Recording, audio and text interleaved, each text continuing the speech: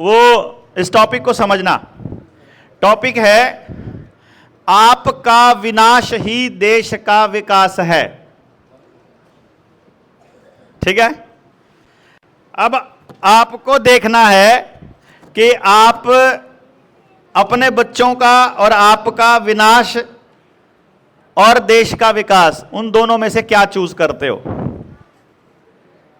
ठीक है। क्योंकि ये आपको ऐसी परिभाषा दी गई, आपको ऐसी चीजें दी गई, और जो चीज आपको दी गई है, जो आपको बताया गया है, जो पूरा का पूरा मीडिया आपको बता रहा है, बस आपको समझने की देरी है कि वो ठीक बता रहे हैं या हम ठीक बता रहे हैं। तो तय आप नहीं करना है। दूसरा पॉइंट है, सुबह से लेकर रात तक, यानी उठने से लेकर सोने तक, और जन्म से लेकर मृत्यु तक, आप जो भी करते हो वो अपनी मर्जी से करते हो या आपसे करवाया जाता है। यानी कि आप आजाद हो या गुलाम। दो टॉपिक हो गए, आपका विनाश ही देश का विकास, और दूसरा आप आजाद या गुलाम।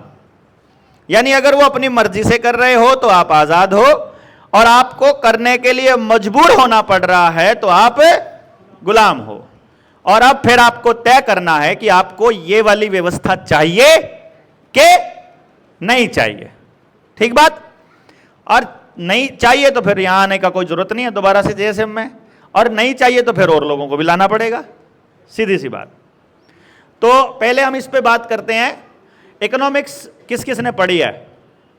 अर्थशास्त्र के नाम पर अनर्थशास्त्र किस किस ने पढ़ा है।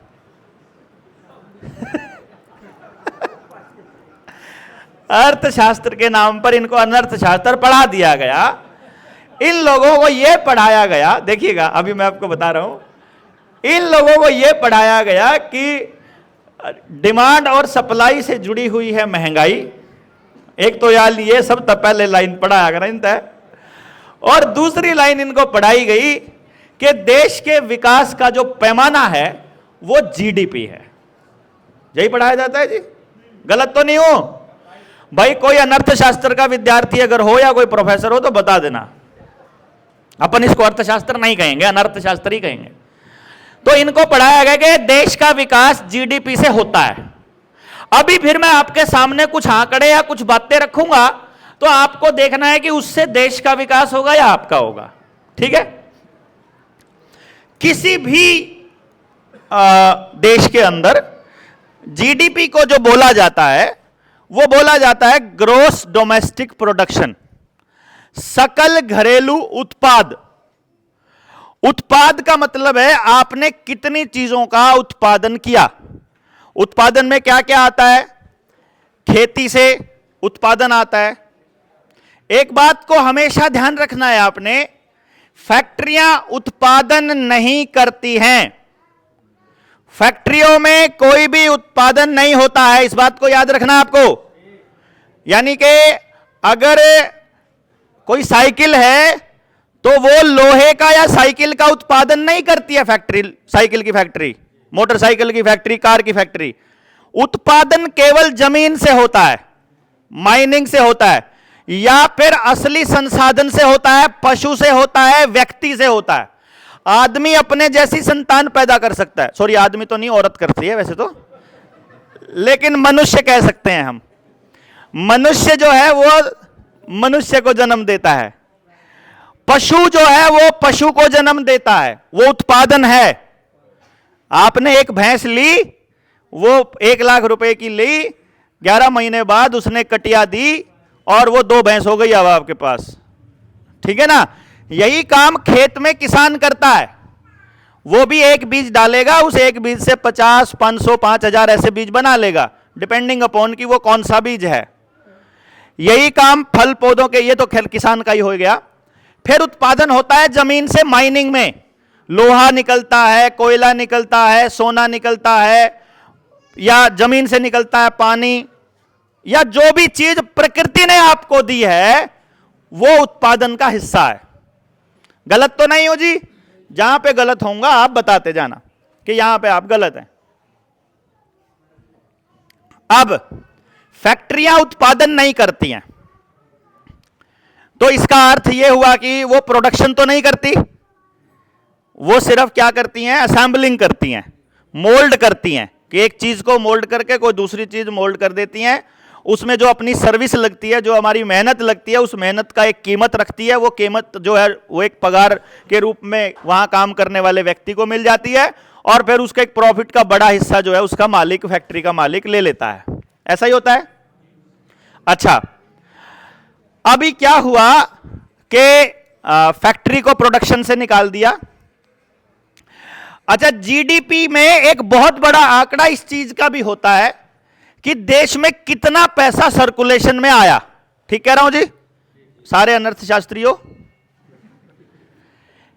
कि कितना पैसा सर्कुलेशन में आया।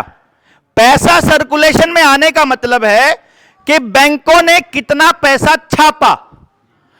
बैंक केवल उतना ही पैसा छाप सकते हैं देश में जितना धन का उत्पादन हुआ है।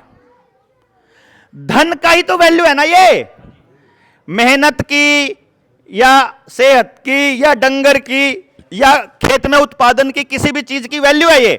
तो जितना देश में उत्पादन हुआ उस उत्पादन के बराबर का पैसा बैंक छाप लेंगे, और छाप करके जिसने उत्पादन किया उसको दे देंगे बैंकों के जरिए, सैलरी के जरिए, कभी किसी चीज के, कभी किसी चीज के जरिए। समझ में आ गया बात? और इसी सर्कुलेशन को हम लोग जीडीपी का नाम देते हैं। ठीक है बात है। अब आप बताइए, आप सुबह उठे, उठते ही सबसे पहले अपने घर में डंगर थे आपके, आपने अपने डंगरों को चारा डाला, धार काटी, या फिर चारा डाल के आप जंगल की तरफ गए, वहां शौचालय नहीं है, लैट्रिन करके जंगल में आ गए, या तो खड्डा खोद करके मिट्टी में दबा दिया, वहीं पे एक जोहड़ था, उस जोहड़ में से पानी लेकर के आपने धो लिया और घर को आ गए। एक तो लैट्रिन करने का प्रोसेस ये है सारे गांवों का, जंगल आधारित। और वो अब वो मिट्टी जो है वो उसके अंदर मिट्टी में मिट्टी मिलना स्टार्ट हो गई हफ्ते भर में, मतलब वो 3 घंटे में स्टार्ट हो जाता है मिट्टी में मिट्टी मिलने की प्रोसेस। पता होगा ये बात। तो अब एक दूसरी प्रोसेस है कि आप उठे, दूधो मतलब जो डंगर है उसको चारा डालने के लिए आपके पास घर में डंगर नहीं है, लेकिन आपने दुकान वाले को बोला हुआ है, तो पैकेट दूध के 2 आ गए आपके दरवाजे पर। ठीक है ना, 2, 3, 4 जितने भी चाहिए। और अब आप जंगल में नहीं जा रहे हो, अपने घर में ही बने शौचालय को इस्तेमाल कर रहे हो।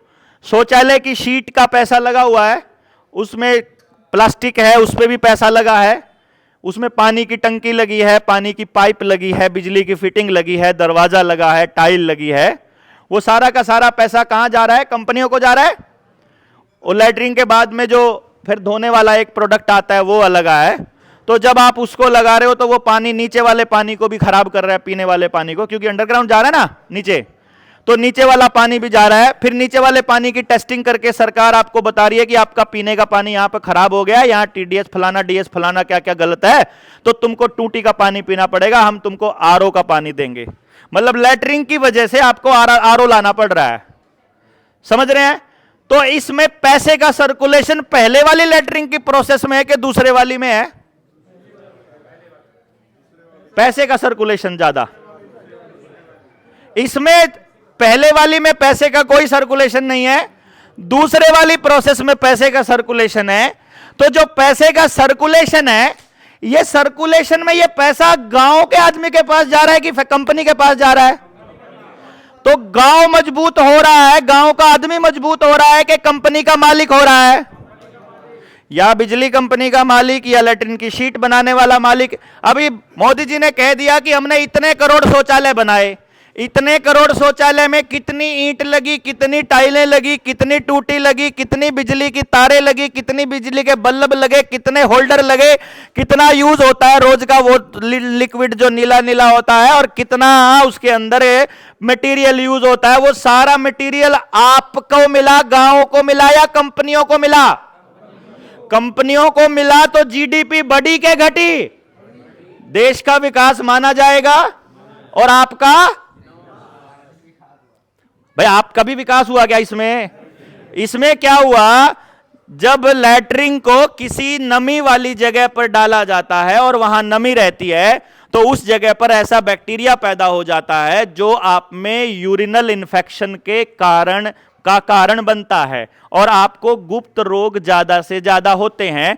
महिलाओं में यूरिनल इन्फेक्शन का सबसे ज्यादा केस वहीं होता है जहां अंग्रेजी की शीट लगी हुई है, यानी टॉयलेट आने के बाद ही सबसे ज्यादा इंफेक्शंस हुए हैं। तो उससे फार्मा कंपनियों को भी फायदा होता है, तो जीडीपी बढ़ती है।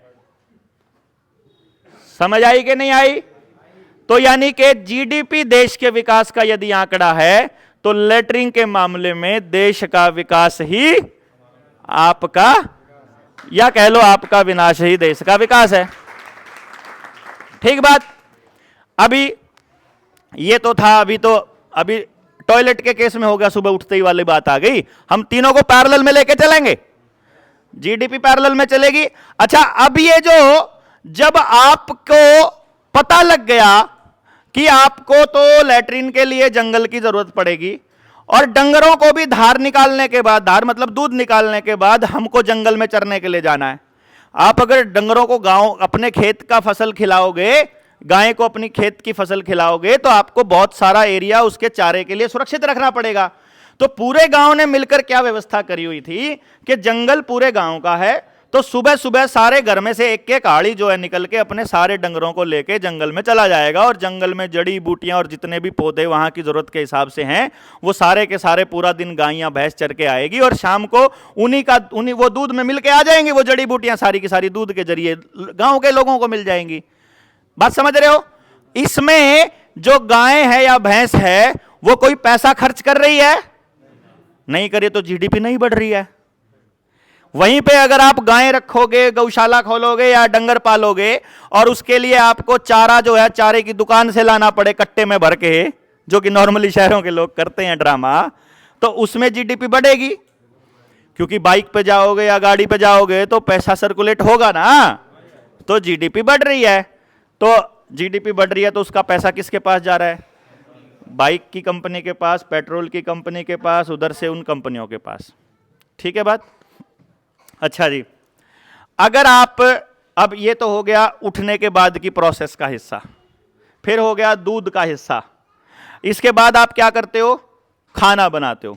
स्कूल में जाने से पहले या ड्यूटी पे जाने से पहले आप लोग खाना बनाने की प्रोसेस है। अब खाना बनाने के लिए आपको गेहूं पीसना पड़ता है या मोटा अनाज जो भी है आपको पीसना पड़ता है। पीसने के लिए एक रास्ता है, आपके पास घर में हाथ की चक्की है या साइकिल वाली पैरों से चलने वाली चक्की है। जब आप वो हाथ वाली चक्की है, अभी क्या बाबा रामदेव ऐसा करके चलवाते हैं ना, वो क्या कहते हैं? अर्थराइटिस ठीक होगा, कंधे के जोड़ों में दर्द ठीक होगा, कोहनी के जोड़ों में दर्द ठीक होगा, फलाना ठीक होगा, ढिमकाना ठीक होगा। अरे ये तो हमारी प्रोसेस का हिस्सा था। अगर बैठ के हम लोग, अब यदि हम हाथ की चक्की का अगर आटा या कुछ भी खा रहे हैं, दलिया खा रहे हैं उसमें, और बिजली की चक्की जो कि बहुत तेज चलती है और तेज चल के वो आटे को गर्म कर देती है। आपने कभी गेहूं पिसवाया मंडी से, बाहर से, बाजार से? सबने पिसवाया ना। जब आप पिसवाते हो तो वो कितना गर्म होता है उस टाइम पे, पीसते ही उसको हाथ लगा के देखोगे, हाथ नहीं लगा सकते। और ये आटे के मामले में नियम है कि यदि आप उसको एक बार गर्म कर दोगे तो उसका पोषक तत्व जो है वो खत्म होने स्टार्ट हो जाएंगे। आप उसको दो बार तो गर्म कर ही नहीं सकते। तो पहली बार तो आपने उसको गेहूं को पीसते समय ही गर्म कर दिया। तो हाथ की चक्की से पौष्टिकता बनी रहेगी तो आप बीमार नहीं पड़ोगे, तो जीडीपी नहीं बढ़ेगी। बिजली वाली चक्की से, बिजली वाली चक्की के पास लेकर जाना पड़ेगा, तो भी बाइक कंपनी, दूसरी कंपनियां, और अपने घर में बिजली की चक्की है तो बिजली कंपनी के पास पैसा जा रहा है। और जब आप उसको खा रहे हो तो ज्यादा बीमार हो रहे हो, आपके पेट में गैस की समस्या हो रही है, तो फिर आपको फार्मा कंपनी की मदद लेनी पड़ रही है, तो जीडीपी बढ़ रही है। समझ गए? तो यहां से भी खाने में आपको पता लग गया कि जीडीपी अगर आपको बढ़ानी है, देश का विकास करना है, तो आपको बीमार होने वाली चीज खानी पड़ेगी।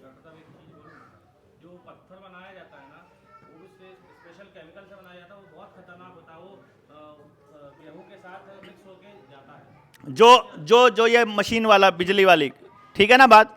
भाई बता रहे हैं कि उसमें केमिकल मिलाया जाता है उस पत्थर में, जो गेहूं के आटे के साथ मिक्स होकर के वो आपको तभी बनता है वो। ठीक है जी बात, चलो हाँ, खाना खाने से पहले ब्रश करते हैं, हाँ उठते हैं, चलो ये भी बात ठीक है। चलिए अब आपको सुबह शौचालय का इंतजाम करना है, खेत में डंगरों का मतलब चरने के लिए अगर चाहिए, और फिर उसके बाद में आपको दातुन के लिए अगर नीम चाहिए तो पेड़ चाहिएंगे, दातुन के लिए नीम चाहिए तो पेड़ चाहिएंगे। अच्छा, आयुर्वेद कहता है कि सुबह सुबह आपको पहला जो रस आपके मुंह में जाना चाहिए, आपके पेट में जीभ पर टच होना चाहिए, वो कसैला कड़वा होना चाहिए। इसीलिए दातुन हमको नीम की सजेस्ट की गई थी कि नहीं की गई थी? अच्छा, हम दातुन करते हैं अगर नीम की, तो उससे जीडीपी बढ़ेगी क्या? उससे तो जीडीपी नहीं बढ़ रही है। अच्छा, हम स्वस्थ रहेंगे तो उसकी वजह से तो जीडीपी भी नहीं बढ़ेगी। अब अगर इसके बदौलत आपके घर में जो टूथपेस्ट रखी है, उस टूथपेस्ट के पीछे पलट के देखोगे तो उसके ऊपर लिखा हुआ होता है कि इसके अंदर क्या क्या है। उसमें एक प्रोडक्ट है सोडियम लॉरेल सल्फेट। अच्छा, फिर जाकर के गूगल पे सर्च करो कि सोडियम लॉरेल सल्फेट के साइड इफेक्ट क्या हैं, तो उसमें लिखा हुआ है कि इसका इस्तेमाल करने से आपको कैंसर हो सकता है। देखो कमाल की बात, वो कुछ भी काम आपसे छुपा कर नहीं करते हैं, वो आपको सब बताकर करते हैं। यानी कि आपको टूथपेस्ट जब दिया, उसके ऊपर उन्होंने क्या डाला और उससे क्या होने वाला है, वो उन्होंने आपको अलग अलग जगह पर इंफॉर्मेशन बता दी। ये तो जानकारियां हमने आपको ला करके दे दी, तो आपको किसी को नहीं पता था, जिनको उनको लाने वालों ने दे दी। लेकिन आपको तो रिसर्च करना स्कूल में सिखाया ही नहीं जाता ना, ठीक है ना? तो जब आप टूथपेस्ट से जब आप करोगे, वो कह रहा है, टूथपेस्ट बनाने वाली कंपनी टेलीविजन पर एडवर्टाइजमेंट करके कह रही है कि आपके मुंह के कीटाणुओं का सफाया करती है ये, है ना? लेकिन हमको तो बताया गया आयुर्वेद के द्वारा कि हमारे मुंह में फायदे वाले ही बैक्टीरिया होता है, नुकसान वाला कोई बैक्टीरिया होता ही नहीं है। सुबह सुबह ये बताया जाता है कि गर्म पानी हल्का गुनगुना, या फिर जैसा भी उस मौसम के अनुसार, जो भी मौसम हो रहता है, सब हर टाइम पे गुनगुना या गर्म नहीं पीना होता, तो उस मौसम में जब आप पानी पी करके उसका कुल्ला करके उसको अंदर ही लेके जाना होता है, बाहर नहीं फेंकना होता। क्योंकि सुबह की जो लार है, सुबह की जो पहली लार है, वो आप अगर फुंसी पे लगा ले, फुंसी ठीक हो जाती है, घाव पे लगा लो, घाव ठीक हो जाता है। उस कीटाणुओं को मारने का काम कंपनियां करती हैं। समझ रहे हो बात? यानी एक तो आप जब उसको टच करोगे मुंह के अंदर टूथपेस्ट को, तो जीभ पर लगेगी, वो जीभ पर लगेगी ना। वो जो जीभ पर लगती है जब वो चीज, तो जीभ पे लगने के बाद, जीभ की सबसे बड़ी खासियत क्या है कि जो होम्योपैथी वाले लोग हैं उनको मालूम है कि वो दवाई जो है वो जीभ पे डाली जाती है ना। क्यों?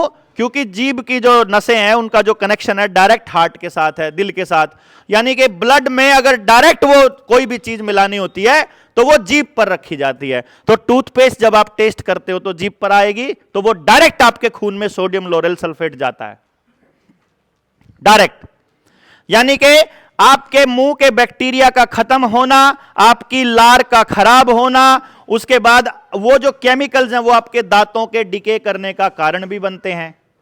तो इससे डॉक्टरों को भी चांदी होती है, टूथपेस्ट कंपनियों की भी चांदी होती है। फिर आपको टूथपेस्ट लाना भी पड़ता है, फिर वो जो टूथपेस्ट है उसके झाग जो है पानी में जब मिलते हैं, तो वो झाग वाला जो मटेरियल है वो सब्जियों के खेत में जाएगा तो उसको भी नुकसान करेगा, वो अंडरग्राउंड पानी में जाएगा तो अंडरग्राउंड पानी को भी गर्म और खराब करेगा। फिर अंडरग्राउंड पानी को साफ करने वाली जो मशीनें हैं फिर वो लगानी पड़ेंगी, तो उससे जीडीपी बढ़ेगी।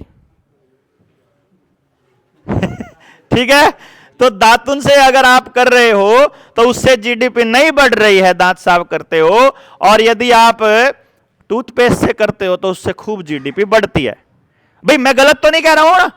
हवा की बात बिल्कुल नहीं चल रही है यहां पर, यहां बिल्कुल जेन्युइन फैक्चुअल है। जो मैंने बोला है जाकर के ढूंढ लेना, अपने टूथपेस्ट के पीछे देख लेना, लिखा हुआ है।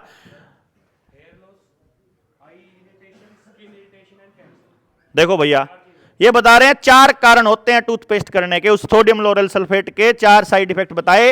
हेयर लॉस, बालों का उड़ना, वो हो ही रहा है बच्चों में। स्किन के अंदर एलर्जी का होना, स्किन इरिटेशन होना, और कैंसर होना। सब में मिलाया जाएगा। हड्डियों का चूरा भी मिलाया जाता है उनके अंदर। हाँ, ठीक है बात। तो ये आपको, यानी कि सरफ में भी जब वो कोई चीज केमिकल मिलाते हैं तो वो सरफ में भी ऐसे केमिकल मिलाते हैं जो झाग बनते हैं। मशीन में जब आप कपड़ा धोते हैं, मशीन में कपड़ा धोते समय जो डिटर्जेंट बनाया जाता है, वो डिटर्जेंट कपड़े के अंदर रहता है और कपड़े को सांस नहीं लेने देता। अगर आपको इस बात को समझना है, ब्रीदेबल कपड़ा होना चाहिए हमारा। हमारी स्किन सांस लेती है, स्किन में से, स्किन जो है ये अंदर से टॉक्सिन्स को निकालने का काम करती है। स्किन को अगर हम रोक देंगे, स्किन को अगर बैन कर देंगे, तो स्किन से टॉक्सिन्स नहीं निकलेंगे, तो हम लोग बाहर नहीं निकाल पाएंगे वो कबाड़ जो स्किन के जरिए स्किन को निकालना होता है पसीने के जरिए। वो रोकने का काम एसी करता है। हम लोगों को एसी इसलिए दिया गया ताकि पसीना ना निकले, ताकि टॉक्सिन अंदर के अंदर ही रहे। फिर वही काम हमारे कपड़ों के अंदर, जो मशीन में धोते हैं उससे जो डिटर्जेंट है वो हमारे कपड़ों के अंदर रहता है, तो वो भी हमारी स्किन को सांस नहीं लेने देता। बड़ा सा काम आप अपने जो बॉडी वॉश, शावर जेल, साबुन, यानी कि जितने भी हैंड वॉश ये यूज करते हैं, तो ये भी बॉडी के उन पोर्स को बंद करते हैं। आपने ध्यान दिया होगा, जो शावर जेल जब हम यूज करते हैं तो स्किन चिकनी चिकनी सी हो जाती है, वो जो रफनेस है वो खत्म हो जाती है। तो स्किन, इसके मतलब वो पोर्स हैं वो भर गए, इसका मतलब स्किन पैरेलल हो गई। तो आपकी स्किन अब ब्रीदेबल नहीं है, अब आपकी स्किन बीमार होने के लिए, कैंसर होने के लिए तैयार है, आपके अंदर टॉक्सिन जमा होने के लिए तैयार है। दूसरी बात, अंडरग्राउंड पानी में के बारे में अगर आपको बात बताई जाए, तो एक बात बताइए आप कि एक पानी है जो आपने सुबह भरा था, ध्यान देना, सुबह मटके में पानी भर लिया, और हम बात कर रहे हैं शाम के 9 बजे की। सुबह 2 लीटर का पानी भरा मटके में सुबह। एक पानी है जो तालाब में खड़ा है 1 महीने से, एक पानी है जो इसमें हमारी ऊपर वाली टंकी में 1 हफ्ते का पानी है। टंकी में 1 हफ्ते का पानी है और तालाब में मान लो 6 महीने का पानी है, और हमारे घड़े में पानी सुबह का है, सुबह का भरा था, और एक हमने शाम को नलके से निकाला है 9 बजे ही। तो सबसे ताजा पानी कौन सा है? नलके वाला पानी तो यार 1000 साल से पड़ा नीचे। नलके वाला पानी 1000 सालों से नीचे पड़ा है, तालाब का पानी अभी महीने भर से पड़ा है, और सुबह वाला पानी ताजा पानी था, हमने भरा था। लेकिन फिर भी नलके वाले पानी को हम ताजा क्यों बोल रहे हैं? जो अंडरग्राउंड पानी होता है, जो नीचे पानी है, नीचे हो या बाहर हो, कहीं भी हो, अगर उसमें गंदगी आदमी ने नहीं मिलाई है और वो पानी खड़ा नहीं है, नीचे पानी चलता रहता है, ऐसा नहीं है कि वो बिल्कुल जाम है, वहां पर मूविंग रहता है हमेशा, क्योंकि टेक्टोनिक प्लेट्स के अंदर पानी रहता है, ऐसा नहीं है कि वो प्लेट्स जो है वो मतलब फिक्स्ड हैं। अभी पानी अगर फ्लोइंग है, बाहर नदी का पानी फ्लोइंग है, तो वो ताजा बोला जाएगा, बहता पानी ऊपर से आ रहा है ना। अच्छा, नीचे अंडरग्राउंड पानी के अंदर ऐसा बैक्टीरिया पैदा हो जाता है, जैसे अभी थोड़ी देर पहले क्या हुआ था, एक भाई साहब ने पूछा कि भाई आपने डार्विन की थ्योरी को गलत बोला। डार्विन ने कहा ना कि हम पहले बंदर थे, बंदर से हम इंसान बने, है ना। और जितने भी न्यू वर्ल्ड ऑर्डर के समर्थक कम्युनिस्ट लोग हैं वो भी यही कहते हैं, वो अपने आप को पढ़ा लिखा बोलते हैं। तो आप उसको गलत कैसे कह रहे हैं? आप ज्यादा विज्ञान में जाने की जरूरत नहीं है, ज्यादा मतलब आप लॉजिकल सोचना होता है, आपको दिमाग लगाना पड़ता है। देखो, प्रकृति में कुछ ज्ञान ऐसा होता है जो आपको अपने आप होता है, उसके लिए आपको एक्सप्लेनेशन, आपके पास शब्द नहीं होगा। जैसे मान लो मैं आपकी नाक बंद कर देता हूं और आपको सांस आना बंद हो जाए, और फिर बिल्कुल जब मरने की कगार पर हो उस टाइम मैं आपकी नाक को छोड़ दूं, फिर आप सांस लेने लग जाओ, और मैं आपको पेपर पर लिखने को कहूं कि उस टाइम जो आप महसूस कर रहे थे लिख के दिखाओ। मतलब जो आप उस वक्त महसूस कर रहे थे, उस एहसास को आप लिख दोगे क्या पेपर पे? मतलब वो दम घुटता, बोला तो दम घुट रहा था, वो क्या था, कैसे फील हो रहा था, उसको एक्सप्लेन करके दिखाओ। सो समटाइम्स जो शब्द हैं उनकी औकात नहीं होती है हमारी भावनाओं या सच्चाई को एक्सप्लेन करने की, तो उसको केवल आप एहसास कर सकते हैं। तो डार्विन की थ्योरी के लिए या तो हमको हजारों साल करोड़ों साल जाकर के उस ज्ञान को लाना पड़ेगा कहीं ना कहीं से, या फिर आप डायरेक्टली देखना चाहते हो तो माइक्रोस्कोप लेके, लेंस लेके, किसी चीज को लेके चेक कर लेना। आपके आसपास कोई गाय या भैंस गोबर कर दे, उसी टाइम उस गोबर के ऊपर टूट पड़ना चेक करने के लिए बोल रहा हूं। और कुछ तो मैंने बोला ही नहीं, हंस खाए कर रहे हो भाई।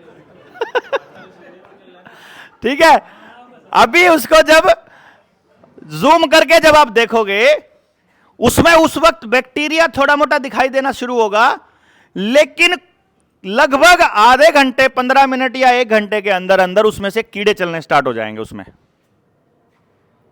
पड़े पड़े ही। मतलब इतना मोटा कीड़ा कहां से आ गया उसमें भाई? अचानक से कीड़ा कैसे आ गया? तो वो कीड़ा असलियत में वहां पर जो परिस्थिति पैदा हुई उस कीड़े के लिए अगर अनुकूल है, तो वो कीड़ा अपने आप, मतलब ऐसा नहीं है कि पहले अमीबा बना होगा, वहां बैक्टीरिया बना होगा, फिर बैक्टीरिया से बड़ा बना, फिर बड़ा बना, फिर जाके कीड़ा बना, ऐसा नहीं है, डायरेक्ट कीड़ा बना। तो जब ये धरती गोबर रूप में रही होगी कभी किसी वक्त, उस वक्त आदमी, बंदर, मगरमच्छ, डायनासोर, वो सब पैरेलल में अपने आप बने होंगे, जब जितना टेम्परेचर जिस जानवर के लिए, जिस भी प्राणी के लिए अनुकूल रहा होगा। अगर बंदर से इंसान बनना होता तो सारे बंदर इंसान बन चुके होते ना भाई। ये वाला माहौल जो है वो बंदर से इंसान बनने के लिए अनुकूल है, तो जितने उस टाइम बंदर मौजूद है सबके लिए अनुकूल है ना। बाकी जिसको सही मानना है वो सही भी मान सकता है, मैं नहीं कह रहा हूं, मैं तो अपना व्यू दे रहा हूं। मैं तो शुरू से कहा भाई मैं तो एक व्यू दे रहा हूं, गलत जो मान रहा है गलत प्रूव करता रहो, सही जो मान रहा है सही मानता रहो, अपने को कोई सीन नहीं। लेकिन पॉइंट ये है, क्या बात चल रही थी? अरे बंदर से आदमी का तो खत्म हो गया था, टूथपेस्ट पे चल रहा था, दातुन हो गई थी, टूथपेस्ट हो गई थी, पानी पे चल रहा था, पानी पे। हाँ हाँ हाँ। अब नीचे वाले पानी को हम ताजा पानी बोल रहे हैं, क्योंकि पानी की एक खासियत रहती है कि अगर आदमी उसमें कुछ सिंथेटिक कबाड़ ना मिलाए तो पानी अपने आप को साफ कर लेता है। पानी के अंदर वो कीट पैदा होते हैं जो पानी के उस कबाड़ को खाता। आपने देखा होगा ना कि तालाब के अंदर मछलियां हैं, वो उस गंद को खाती रहती हैं, वो पानी को साफ करती रहती हैं। छोटी मछलियां ज्यादा ना हो जाए इसलिए कुछ बड़ी मछली हो जाती है जो छोटी मछलियों को खाती रहती हैं। समझ गए ना? जब पानी को साफ करने की ये प्रोसेस पूरी हो जाती है तो सारे के सारे जीव अपने आप मर जाते हैं, या वहां से चले जाते हैं, या तो वहां से चले जाते हैं या वहीं के वहीं मतलब डिकम्पोज हो जाते हैं, और उसको खाने के लिए फिर मछलियां आ जाती हैं, फिर उसको खाने के लिए वो आ जाते हैं। यानी ये प्रोसेस कंटिन्यूअस चलती रहती है, इसलिए जमीन के पानी को हम ताजा पानी बोलते हैं। जब इस पानी के अंदर, इसीलिए यह पानी अपने आप में शुद्ध पानी माना जाता है। या तो बारिश का पानी, दूसरी बारिश का पानी शुद्ध माना जाता है, पहली बारिश में तो सारा एनवायरनमेंट में पड़ा गंद है वो आता है, दूसरी बारिश का पानी शुद्ध माना जाता है, या फिर नीचे जमीन का पानी शुद्ध, पहला पानी ताजा माना जाता है। यदि आदमी इसके अंदर नीचे अंडरग्राउंड पानी के अंदर लैट्रिन धोने वाला केमिकल, हाथ धोने वाला हैंड वॉश का केमिकल, सिर धोने वाला शैम्पू का केमिकल, कंडीशनर का केमिकल, फेस वॉश का केमिकल, फेस मास्क का केमिकल, इसके अंदर आड़ कबाड़ जितने और केमिकल, वो हर तरह ढेर सारे, कोई स्क्रब होता है, कोई फेस पैक होता है, कोई कुछ होता है, ये सारे जब हम लगाते रहते हैं तो अपन सारे के सारे अंडरग्राउंड पानी के अंदर सिंथेटिक मटेरियल डालते रहते हैं जो सिंथेटिक तरीके से उसको खराब करते हैं, जिसको कुदरत साफ नहीं कर सकती, जिसको साफ करने के लिए फिर से मशीनें ही लानी पड़ती हैं। तो एक तो ये सारे प्रोडक्ट का 2-3 इलाज है। अरे इतने बेवकूफ बनाया गया हम लोगों को कि सिनेमा के अंदर फिल्म से पहले एडवर्टाइजमेंट चलाई गई कि करीम के अंदर हल्दी और चंदन है, साबुन के अंदर दूध है। अरे गधो, तो दूध हमारे पास होता ही है यार, उसको क्रीम में डालने की क्या जरूरत है? अपने आप डायरेक्ट यूज कर लो ना उसको। दूध, लस्सी, दही, चंदन, हल्दी, ये सब पहले तो साबुन में मिलाएगी कंपनी, 1 रुपया खर्चा होगा उसका, 50 रुपए में हमको बेचेगी। पहले जीडीपी उससे बढ़ती है, सीधा दूध यूज कर लेंगे, जीडीपी नहीं बढ़ती है। सीधा दूध घी ये यूज कर लेंगे, सीधी लस्सी से मुल्तानी मिट्टी से धो लेंगे, तो वो पानी को कभी खराब नहीं करता है। पानी को कभी खराब नहीं करता है तो भैया जीडीपी नहीं बढ़ती है। समझ रहे हैं? अब वो करके यार ये तो, अब वो क्या कहता है, हमारा एक साथी है, कहता है इसके साथ अगर तुम 3-4 दिन रह गए ना तो भाई ये तुमको हर चीज में षड्यंत्र बता देगा। अभी अगर नहीं है तो बता दो भाई, पानी में भी षड्यंत्र, टूटी में भी षड्यंत्र। अब टूटी में क्या षड्यंत्र, वो मैंने आपको बताया था कि नीचे का पानी खत्म होगा तो ही तो आपको कंट्रोल किया जा सकता है ना। अंडरग्राउंड पानी आपका रहेगा तो आप मालिक रहोगे, अंडरग्राउंड पानी खत्म होते ही सरकार मालिक रहेगी, फिर बोतलों में भरकर आपको मिलेगा जैसे सांस हवा मिलती है। तो जी ये हो गया। चलो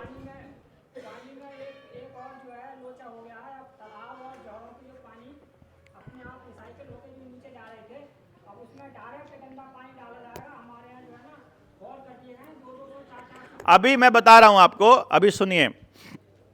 आपके गांव के आसपास, आपके शहर के आसपास, क्योंकि you need to be aware, आपको अपने बच्चों को पानी के लिए भीख मांगते हुए अगर नहीं देखना है, अगर आप अपने बच्चों को आजाद देखना चाहते हो तो आपको घर से निकलकर यह रिसर्च करनी पड़ेगी, तभी जाकर के सीधा माथे में, सीधा दिल में जाकर बात लगेगी, नहीं तो समझ में नहीं आएगा। नहीं तो ऐसा लगेगा अरे चल ही रहा है, क्या फर्क पड़ रहा है, ऐसा लगता है। जिसकी 2 रोटी चल रही है उसको कोई फर्क नहीं पड़ता, वो सोचता है कुछ नहीं फर्क पड़ रहा।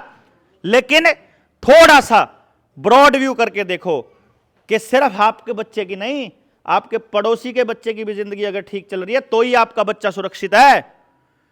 वरना उसके हाथ में नशा है, नशे का इंजेक्शन है, तलवार है, बंदूक है, तो कल को आपके बच्चे को वो चीज मिलने वाली है। भाई मेरे पास जो होगा वही तो बांट सकता हूं ना मैं, सिंपल। तो हमारे इसलिए हमारे बच्चों के लिए अगर हमको सोचना है तो हमको इस दिशा में सोचना पड़ेगा। तो क्या सोचना पड़ेगा? आपके आसपास कोई भी फैक्ट्री, शुगर मिल है, इथेनॉल फैक्ट्री है, चमड़े की फैक्ट्री है, कोई कपड़े की फैक्ट्री है, कोई कैंपा कोला की फैक्ट्री है सॉफ्ट ड्रिंक की, कोई दारू की फैक्ट्री है, कोई ब्रीवरी है यानी बियर बनती है वो फैक्ट्री है, या कोई और फैक्ट्री है जिसमें पानी का इस्तेमाल होता है। पहले तो रिसर्च करो उस फैक्ट्री के लिए कितना पानी इस्तेमाल होता है। जैसे अगर आपको 1 लीटर पेप्सी या कोला बनाना है तो उसके लिए लगभग 20 से 50 लीटर पानी चाहिए। यानी 1 लीटर पेप्सी बनाने के लिए आपको 20 से 50 लीटर पानी खराब करना पड़ता है। इसका मतलब है पानी के ऊपर अगर आप सचमुच चिंतित हो सरकार जी और चोरों जी, सरकार तो हम है ना, सरकार तो जनता है। अगर हम चोर जी को पूछें संसद में बैठे हुए कि भैया अगर तुम सचमुच इतने चिंतित हो तो फिर पहले कोका कोला बंद कर दो ना, पहले सॉफ्ट ड्रिंक बंद होने चाहिए ना, पहले पैकेट वाले जूस बंद होने चाहिए ना, पहले पैकेट वाला कबाड़ बंद होना चाहिए जिसका अंदर क्लियरली लिखा हुआ है कि यह खराब है। संसद के अंदर कोल्ड ड्रिंक बैन है, क्या आपको मालूम है? अगर संसद में कोल्ड ड्रिंक बैन है तो पता करो कि क्यों बैन है। वो कौन सी रिपोर्ट थी 250 पन्ने की जिसकी वजह से वो बैन हुई थी? क्योंकि उसके अंदर यह लिखा हुआ है कि कोल्ड ड्रिंक पीने से आपकी हड्डियां खोखली होती हैं, कोल्ड ड्रिंक पीने से आप अंदर से खराब होते हो।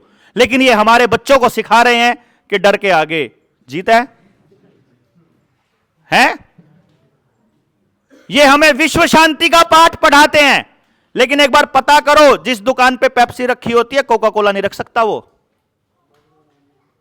मतलब 2 कोल्ड ड्रिंक की कंपनियां दूसरे आदमी को बर्दाश्त नहीं करती हैं। यहां पे हम लोगों को कह रहे हैं कि तुम लोग वसुधैव कुटुंबकम पे रहो। पॉइंट यह है कि कोई भी फैक्ट्री आपके पास हो इन चीजों की जो मैंने आपको बताई है, क्या क्या, शुगर फैक्ट्री हो, कपड़े की फैक्ट्री हो, चमड़े की फैक्ट्री हो, इवन दूध की भी हो कोई इंडस्ट्री, या कोई सॉफ्ट ड्रिंक की फैक्ट्री हो, बियर की हो, शराब की हो, किसी तरह के लिक्विड बनाने की कोई फैक्ट्री जिसमें पानी इस्तेमाल होता है, चेक करो और यह देखो कि उसका जो वेस्ट पानी है जो केमिकल से भरपूर पानी है वो कहां जा रहा है? या तो वो नदी में जा रहा है या वो बोर करके उसको जमीन के अंदर भेजा जा रहा है, बिना ट्रीट किए, बिना साफ किए। समझ रहे हो?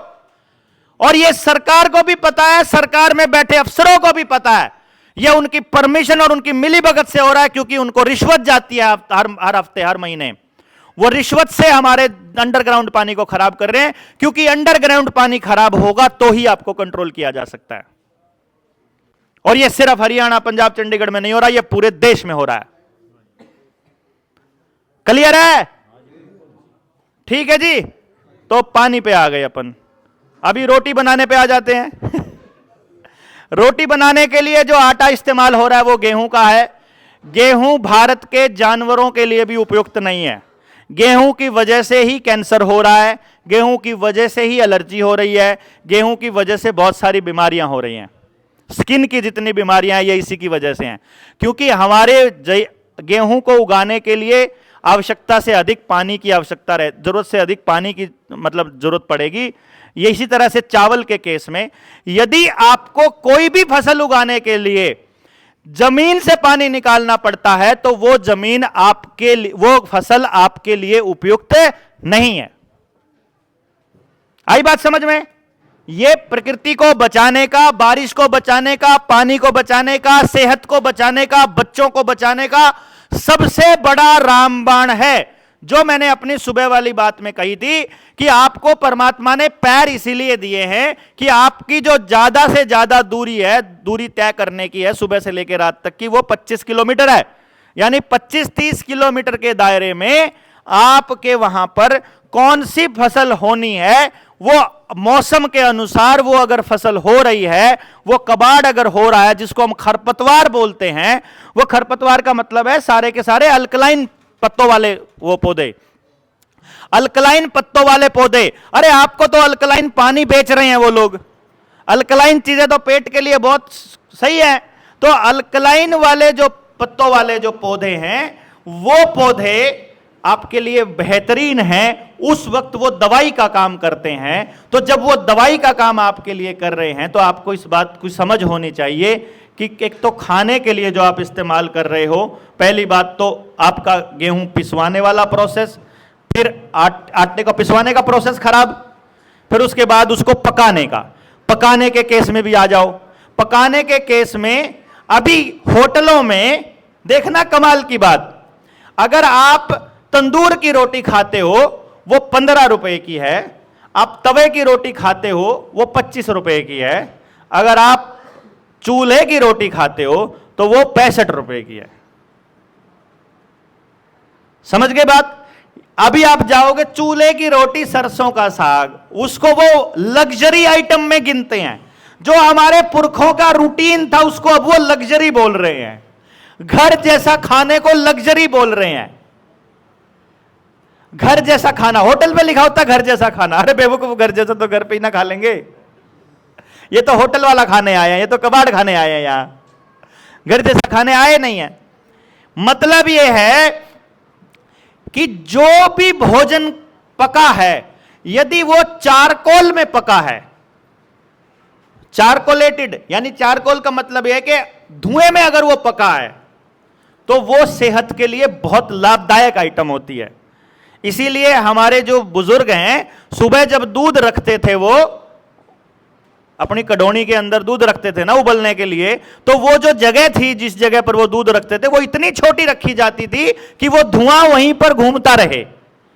वरना वो इतने मूर्ख नहीं थे कि वहां से धुआं जो है वो बाहर निकाल नहीं सकते थे, वहां धुएं के लिए जगह नहीं छोड़ सकते थे। वहां उनको वो पूरा का पूरा एरिया काला ही चाहिए, चारकोल ही चारकोल चाहिए वहां पर। वो धुएं में पकाते थे।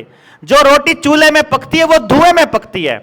जो गैस पर पकती है उसके लिए तो रिसर्च भी आ गई है कि गैस की रोटी खाने वालों को गैस होती है, पेट में गैस्ट्रिक की प्रॉब्लम बनती है, एसिड बनता है। ये तो आ गया ऑलरेडी। ठीक है बात। अब चूल्हे की रोटी पकाओगे, खेत में जंगल जाओगे, अगर आप डंगरों को खेत में जंगल में चराओगे तो आपको जंगल के लिए अवेयरनेस बनेगी, तो आप गांव की जमीन बचाने के लिए दौड़ोगे, है ना। और अगर आप गैस पे रोटी बनाने लग जाओ, घर में ही लैटरिन आ जाए और आपको जरूरत ही ना हो, जंगल आधारित आपकी व्यवस्था ही ना हो, तो आप जंगल की तरफ देखोगे नहीं, तब आप नदी की तरफ देखोगे नहीं, तब आप तालाब बचाने की तरफ जाओगे नहीं, तो तब आप बड़े आराम। इसीलिए तो आपको मोगली जी कहते हैं हम इतने सिलेंडर दे दिए हमने महिलाओं को। अब सिलेंडर देने से होता क्या है, देखना जरा कमाल की बात। चूल्हे पर रोटी बनाएगी जब हमारी मां, तो वो ऐसे बैठती है, पाटड़ी पे ऐसे करके बैठेगी, ठीक है, या ऐसे बैठेगी, जैसे भी बैठेगी इस तरह से बैठेगी, रोटी जिस तरह बनाएगी। उसके बनाने की प्रोसेस में उसका जो ये यूट्रस है, जो पेट है, इसके आगे टांग रहती है, एक हमेशा ही रहती है। जो बैठने का तरीका रहता है ना हमारा, चूल्हे की तरफ डायरेक्ट हीट नहीं होती है, मतलब टांग अड़ती अड़ती है, जिसकी वजह से कोई दिक्कत नहीं होती है। लेकिन अभी जो हमको रसोई में खड़ा होकर खाना बनाने को बोला जाता है, वो खड़ा होने का जो स्टैंडिंग पोजीशन है, ध्यान से देखना, जो गैस की आंच है, उस आंच की जो वो जो मतलब डायरेक्ट जो उसकी हाइट है, वो बिल्कुल यूट्रस के बराबर रहती है, यूट्रस की सीध में। यानी जब से आपने घरों में टॉयलेट इस्तेमाल शुरू किए, जब से आपने सूती कपड़ा छोड़कर नैपकिन, ये पैड, जो सैनिटरी पैड इस्तेमाल करने शुरू किए, और जब से आपने गैस चूल्हा इस्तेमाल करना शुरू किया, तभी से आपको यूरिनल इन्फेक्शन की प्रॉब्लम होनी शुरू हुई, तभी से आपको व्हाइट डिस्चार्ज ज्यादा होने लगा, और तभी से आपको यूट्रस का कैंसर होने लगा। समझ गए? तो अगर चूल्हे में रोटी बनाओगे तो जीडीपी नहीं बढ़ती है, क्योंकि लकड़ी अपनी फरी की, गोस्से अपने फरी के, जंगल है तो डंगर भी है, डंगर है तो गोस्सा है, हमारे पास उपले हैं, और चारकोलेटेड दूध है, चारकोल वाला भोजन है, तो हमारे को फिर बीमारी भी नहीं होगी। तो उधर से बीमारी भी हो रही है, गैस पे ज्यादा पैसा खर्च हो रहा है, फिर थोड़े दिनों में पाइप खराब हो जाती है, थोड़े दिनों में गैस चूल्हा खराब हो जाता है, थोड़े दिन फिर हर महीने सिलेंडर बदलना पड़ता है, सिलेंडर लाने के लिए फिर वो टेम्पू चल वाला आता है चल के, या हम मोटरसाइकिल पर जाते हैं। तो हमारे गैस पे रोटी खाने का और बाहर हम आटा मतलब गेहूं पिसवाने का या अनाज पिसवाने का, उसमें जीडीपी बढ़ती है। हाथ से पिस करके खुद घर में खा लो तो उससे जीडीपी नहीं बढ़ती है। आप ही बता दो, जीडीपी मतलब देश का विकास है, देश के विकास में ही आपका विनाश है। ठीक है जी, उन लोगों को पता था, वो जो लोग इस पूरे षड्यंत्र को चलाते हैं, उनको पता था कि ये लोग ऊर्जा धरती से लेते हैं, ये लोग ऊर्जा धरती से लेते हैं, इसलिए नंगे पैर रहते हैं, मिट्टी में रहते हैं। इनके डंगरों के लिए इनको इनके खेतों में जाने वाला रास्ता भी पक्का कर दो, ताकि डंगरों के पैर जो है वो छिलते रहें इनके, ताकि ये लोगों को भी चप्पल पहननी पड़े, ताकि ये ऊर्जा ना ले पाए। और पहले अगर आदमी अगर जूता पहनता भी था तो जूती पहनता था चमड़े की बनी हुई। चमड़े भी कौन सा? चमड़ा भी जो हमारे गांव का चमार बनाता था। कहां पे बनाता था? हर गांव के पास एक हडवारा होता था, जहां पे मरे हुए जो हमारी भैंसें, जो गायें जो लास्ट में अपना जीवन पूरा कर लेती थी, तो वहां पे उनको रखा जाता था, उसका चमड़ा उतारा जाता था, उसी से जूती बनाई जाती थी। वो जूतियां बेसिकली जमीन से अर्थिंग का काम हमारे साथ करती रहती थी, क्योंकि चमड़ा ही है ना, चमड़े से चमड़ा जुड़ के हमारा कोई दिक्कत नहीं है। तो धरती से जो हमको ऊर्जा मिलनी होती है वो कॉन्टिन्यूस मिलती थी, और हमको कभी घुटने खराब नहीं होते थे, और हम लोग सचेत रहते थे। हमारा जो अवचेतन मन है, जो हमारी स्पिरिचुअल जो ताकत है, वो बनी रहती थी। कभी डिप्रेशन नहीं हुआ, कभी अकेलापन महसूस नहीं हुआ। अब कभी किसी ने हमारा नुकसान कर दिया तो उसको माफ भी फटाफट कर दिया। ये सारी प्रोसेस उसी चमड़े की वजह से होती थी। उनको पता लग गया तो वो लग गए हमारी जमीनें पक्का करने में, सड़कें बनाने में, गलियां पक्की करने में, हमको मोटे सोल के जूते देने में और प्लास्टिक के जूते देने में। समझे ना? सबसे पहले उन्होंने गांव में औरतों को कहा है, क्या गोबर में गोबर हो ही रहती है। अभी पता चल रहा है कि गोबर में काम करने वाले आदमियों को कभी स्किन की एलर्जी नहीं होती है। अभी हम जा रहे हैं कि जब हम पंचकर्म का काम करते हैं तो वहां तो मिट्टी और गोबर ही लगाया जाता है हमको। ईएमएफ मीटर से चेक करो, जिस घर में सीमेंट का घर बना हो और फिर गोबर का घर बना हो, ईएमएफ की रेडिएशन ही नहीं जाती हैं उसके अंदर। ये तो मीटर आपके पास है इलेक्ट्रॉनिक वाला, पढ़े लिखे बच्चे, नौजवान बच्चे जाके ईएमएफ मीटर से चेक कर लो। मैं कौन सा यहां पे बेटा बेटा खाम खाई की बात कह सकता हूं? क्यों जी? मतलब कोई हवा की बात थोड़ी ना, प्रैक्टिकल है तो सारा का सारा। तो जी चप्पल भी षड्यंत्र, नल का भी षड्यंत्र, टूथपेस्ट भी षड्यंत्र, लैटरिन भी षड्यंत्र। अब बोलते जाना, मोटरसाइकिल, कार। अभी बच्चा चलो खाना खा लिया, सुबह सुबह खाना खा के अब स्कूल जा रहा है। अभी दो रास्ते हैं, घर में कट्टा पड़ा हो या कपड़ा पड़ा हो, दरी पड़ी हो, अपने हाथ का बनाया हुआ कोई और कपड़ा पड़ा हो, उसका बस्ता बनाएंगे या कंपनी का ब्रांडेड बस्ता लाएंगे, उसमें जीडीपी बढ़ेगा। हाथ का बनाने में या ब्रांडेड में? ब्रांडेड में। बच्चा गांव के स्कूल में जाएगा तो बस में ट्रैवल नहीं करेगा, ट्रैवल नहीं करेगा तो शरीर में वात इकट्ठा नहीं होगा। जो जितना ज्यादा ट्रैवल करेगा उतना ही उसकी कमर खराब होगी, उतनी ही उसकी कंधे का हिस्सा ये खराब होगा, उतनी ही गर्दन अकड़ेगी, उतना ही वात इकट्ठा होगा, हाथों में पैरों में कंटिन्यूअस पेन रहेगा ट्रैवल करने की वजह से। बिल्कुल आयुर्वेद में बिल्कुल डिफाइंड है। ट्रैवलिंग के लिए हम बने ही नहीं हैं। अगर हम ट्रैवलिंग के लिए बने होते तो हमको 2 पैर नहीं दिए होते, हमको चीते की तरह दिया होता, या फिर हमको पंख दिए होते कि जाओ उड़ जाओ, बात खत्म, तुम्हारा काम ये है। हमारा काम ये नहीं है। तो हमको ट्रैवल करके अब तो बताना है कि बच्चा 10 मिनट में अपने गांव के स्कूल में चला जाए, गांव के अंदर जो कम्युनिटी ने स्कूल बनाया है उसमें जीडीपी बढ़ेगी, या जो बस लेने आएगी उसमें जीडीपी बढ़ेगी? बस लेने आएगी तो उसके लिए सड़कें बनेगी, बस के अंदर भी यूज होने वाले टायर, लाइटें, शीशा, स्टीयरिंग और दुनिया जहान की फैक्ट्रियां, फिर चलाने वाला ड्राइवर, पेट्रोल, डीजल, मेंटेनेंस, अटरम शटरम, सीसीटीवी कैमरे, पता नहीं क्या क्या लगेंगे। Am I right? ये सारा सौदा लगेगा बस में। तो बस से लेने आओगे तो जीडीपी बढ़ेगी, गांव में बच्चा चला जाएगा जीडीपी नहीं बढ़ेगी।